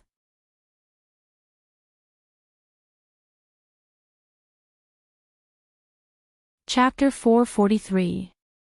Yu Qianqiu recounted the story of how he refined the 7 orifices exquisite pellet. In short, it was a series of coincidences that led to the successful refinement of the 7 orifices exquisite pellet. Nongzhu clicked her tongue and said, "You rascal, why do all the good things happen to you? I've lived for so many years, yet I'm not as lucky as you. Fate brings about the birth of a spiritual pill." Bai Changchun exclaimed. Now that Yu Qianqiu had presented the pellet to him, how could he not know that his disciple was presenting it to him? Thinking about the reason, he felt that it was the will of the heavens. Just as he was nearing the end of his lifespan, he accepted this disciple. Moreover, this disciple only had the opportunity to refine such a spiritual pill because he was his disciple. Everything was predestined. The heavens clearly wanted him to live for another 100 years. Bai Changchun and Nongzhu already believed in Yu Qianqiu's words without a doubt. No one would lie on purpose to present such a heaven-defying spiritual pill. As for what he said about robbing a loose cultivator's jade archive, the two of them had no intention of pursuing the matter. The life or death of a mere loose cultivator was not worthy of their concern. From another perspective, Yu Qianqiu had even revealed the privacy of the fight. This further proved his sincerity towards his master. "Before I formally acknowledged you as my master, I had nothing on me. I didn't even have a gift. Today, I specially present a 7 orifices exquisite pellet that I personally refined. Please accept it, master." Yu Qianqiu respectfully held up the spiritual pill in his palm. This fellow seemed to like to pick the right time to present gifts. Now, he was not even letting Bai Changchun go. It seemed that his nature was hard to change. If he had been refining the pellet from the beginning with Bai Changchun in mind, he might not even be able to convince himself with this reason. Bai Changchun would not be interested in ordinary items. However, this item was valuable, but it was a reasonable gift. Bai Changchun could not refuse it. After a pause, he said, "I will accept your filial piety." With a wave of his palm, the spiritual pill in Yu Qianqiu's hand floated up and landed on his palm. He then kept it in his storage pouch. "Thank you, master," Yu Qianqiu said happily. "Well, Yu Qianqiu, let's discuss something," Nongzhu said with a smile. "Senior Nongzhu, please speak," Yu Qianqiu replied. Nongzhu rubbed her hands and said with embarrassment, "Didn't you say that you refined 9 pills in one furnace? Anyway, it's useless to eat too much of it. Why don't you give me one as a greeting gift?" "No." Yu Qianqiu straightforwardly refused. Nongzhu was stunned, and then her face darkened. "Old Bai, your disciple is really stingy." Bai Changchun was speechless. He understood what Nongju meant. She wanted him to pressure Yu Qianqiu with his identity as her master. But how could he open his mouth for such a thing? Senior Nongju, it's not that I'm stingy. Yu Qianqiu explained, 9 spiritual pills are too precious. If I show my face in the cultivation world, I'm afraid it will cause a bloody storm. So I hid them all in a secret place. This time I came back to visit you, master, so I took one with me. As for the other 8, they are not with me at all. You. Nongju was stunned and said helplessly, okay, I won't force you. But remember to leave one for me. No, it's 2. Ze has helped you for such a long time. No matter what, you should leave one for her, right? Damn it. Do you want to leave one for your woman, Jasper Flower Fairy? Yu Qianqiu was speechless. They were both masters of Huashan realm. Why was there such a big difference in their characters? That's it. Don't regret it. Nongju waved her hand and made a decision. Then she turned to the side with her eyebrows beaming. He said, eh. The other 2 looked at her and saw Nongju pinching her chin while facing the wall. She said eloquently, predecessors plant trees, descendants enjoy the shade. It's sad to miss the wind. I was kind enough to dig a tunnel for the descendants to enter and exit. Yu Qianqiu. Nongju looked back at Yu Qianqiu and said with a smile, it turns out that you didn't forget to leave your name after doing a good deed. It's just for fun. Yu Qianqiu said awkwardly. Didn't you say that old Bai also left a message? Nongju looked around and walked to the opposite wall. She continued to read, I heard that master had been here, so I also came to join in the fun. Since I couldn't go to master's place, I went to have a try. The new generation excels the old. Each generation is stronger than the previous one. Yu Qianqiu was here. You again. Is it so fun to leave a message here? Nongju laughed happily and then looked at Bai Changchun, old Bai, your disciple is full of ambition. Look at this sentence, the new generation excels the old. Each generation is stronger than the previous one. Tut tut. He wants to surpass you, the number 1 master in the world. Damn. Nongju, I will *ck your daughter. Yu Qianqiu was a little flustered. He was really afraid that Bai Changchun would be unhappy.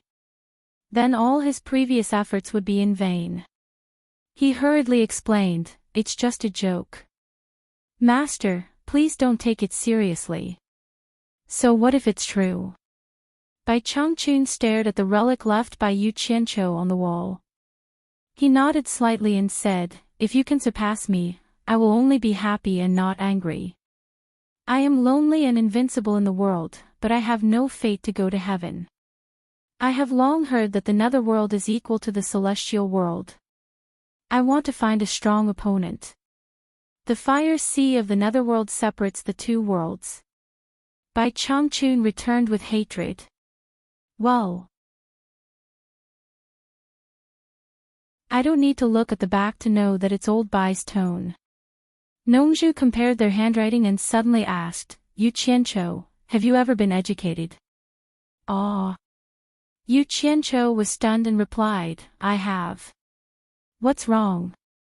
He was confused by Nongju's sudden words. Tut tut. No wonder you dared to leave a message in the 9th netherworld cave. Even if the ghosts and deities of the netherworld come out, I'm sure they will be scared away by your words. I, Nongju, admire you. Nongju was overjoyed and said with a smile. Yu Qianqiu was touched on the sore spot of his second life. He blushed and said angrily, Senior Nongju, do you still want the 7 orifices exquisite pill or not? Yes, yes, yes. I was wrong. I made a slip of the tongue. Nongju apologized, but the smile on her face became more and more arrogant. Bai Changchun couldn't help but chuckle when he heard their conversation. It could be seen that Yu Qianqiu had really integrated into this small circle. Yu Qianqiu's face was gloomy and he didn't say anything. Nongzhu stopped laughing and a cold light flashed out of the storage bag. He held a sword with one hand and shouted with great flourish on the wall of the Netherworld Iron Cave, "Nongzhu of the South Sea has been here." The sword, which was infused with strong cultivation, danced in the air and 8 elegant and refined characters appeared on the wall of the Netherworld Iron Cave. Nongzhu put away the sword and even nodded with satisfaction. Yu Qianqiu looked at it and had to admit that Nongzhu's handwriting was as handsome as his. However, Yu Qianqiu's face became increasingly gloomy. Of the 3 of them, his handwriting was the ugliest. It was simply shameful to display it here. He wanted nothing more than to smooth out his handwriting right now. Bai Changchun smiled and said, "Well, we can't stay here for long. Let's go back." After saying that, protective upstanding qi gushed out of his body and flashed away. Nongzhu winked at Yu Qianqiu and laughed out loud. Then, she left as well. As soon as the 3 of them left the Netherworld Cave, Bai Changchun grabbed Yu Qianqiu's arm again and flew to Shantian Island. As they flew away, Yu Ji, who was standing restlessly in the hall of the Ghost King, murmured to herself, "Have they left?" At this time, the bearded ghost General Zhang Ling came in and cupped his hands. "Madam, the punishment envoy and Mr. Yu have returned." The ghost generals in the hall were relieved when they heard the news. The change of weather in the sky was too horrible. In particular, that frightening ray of light had instantly destroyed the defensive formation of this place. In the hands of such an expert, such a large formation did not even have the slightest bit of defensive ability. How could people not be terrified? The punishment envoy's means were earth-shattering once he showed them. Who is the other person beside the punishment envoy and Mr. Yu? Do any of you know him? Yu Ji looked around and asked. The ghost generals in the hall racked their brains but could not think of anyone. They all shook their heads. The bearded ghost General Zhang Ling said in a low voice, "Madam, judging from the situation when they left, Mr. Yu's flying speed was a little slow, so he was taken away by the punishment envoy himself. The other person could catch up with the punishment envoy, so he should be a master of the Huashan realm." Another Huashan realm. The hall was full of discussion. Yu Ji revealed a bitter smile. The little disciple from back then was now surrounded by such powerful people. It was truly hard to predict what would happen in the world. Fortunately, she had taken a gamble back then. Thinking of this, Yu Ji shook her head slightly and sighed to the crowd, "We shouldn't talk about the punishment envoy. General Zhang Ling, give the order to rearrange the protective formation." The ghost generals obeyed the order. As soon as the 3 of them returned to Shantian Island, Zi, who was chatting with Lady Mu, immediately followed them. Only Lady Mu stood far away and dared not to approach without being called. They walked into the big house. Bai Changchun stood silently for a while with his back to the crowd. Then he suddenly turned around and said, "I want to take the panacea. Nongzhu, protect me. You two can leave." Nongzhu nodded seriously and said, "Zi, you and Yu Qianqiu are not allowed to come close without permission. Let Senior Bai be at ease and let the elixir work to its best state. You all can leave now." She took the lead and walked out of the room. When Yu Qianqiu and Zi bowed and left, they found that Nongzhu had already reached the roof and was sitting on it with her legs crossed, motionless. Seeing such a serious situation, the two secretly clicked their tongues and hurriedly walked away. When they came to the lake, Yu Qianqiu found a flat place to lie down peacefully. He crossed his legs and swung them. He was secretly proud of himself. Zi, who followed him, was full of curiosity. She sat beside him and looked around. Then she bent down and whispered in his ear, "Yu Qianqiu, what panacea does Senior Bai want to take? Tell me about it." "I can't tell you. If you want to know, ask your master." Yu Qianqiu tilted his head to one side. Ziyi's pretty face turned cold. She shouted in a low voice, "Are you going to tell me or not?" "No." Yu Qianqiu shook his head unwillingly. Unexpectedly, his neck was tightened. Ziyi turned over and sat on him. She strangled his neck and threatened, "Are you sure you won't tell me?" Such an ambiguous position, coupled with the soft buttocks on his lower abdomen, made Yu Qianqiu dumbfounded. What else could he say? Nongzhu, who was guarding on the roof, had already spread her divine sense around. Within the scope of her divine sense, even the slightest movement could not be hidden from her, not to mention such a big movement. Nongzhu opened her eyes and mouth wide. She was so shocked that she almost fell down from the roof. You're tuning into the LoveLore Library YouTube channel. We're so grateful for your support, and don't forget to subscribe to join us on this incredible journey through captivating stories. Your generosity through donations truly makes a world of difference, as it's the primary source of revenue that allows me to expand and enhance this channel for you. Thank you from the bottom of my heart for being a part of this adventure.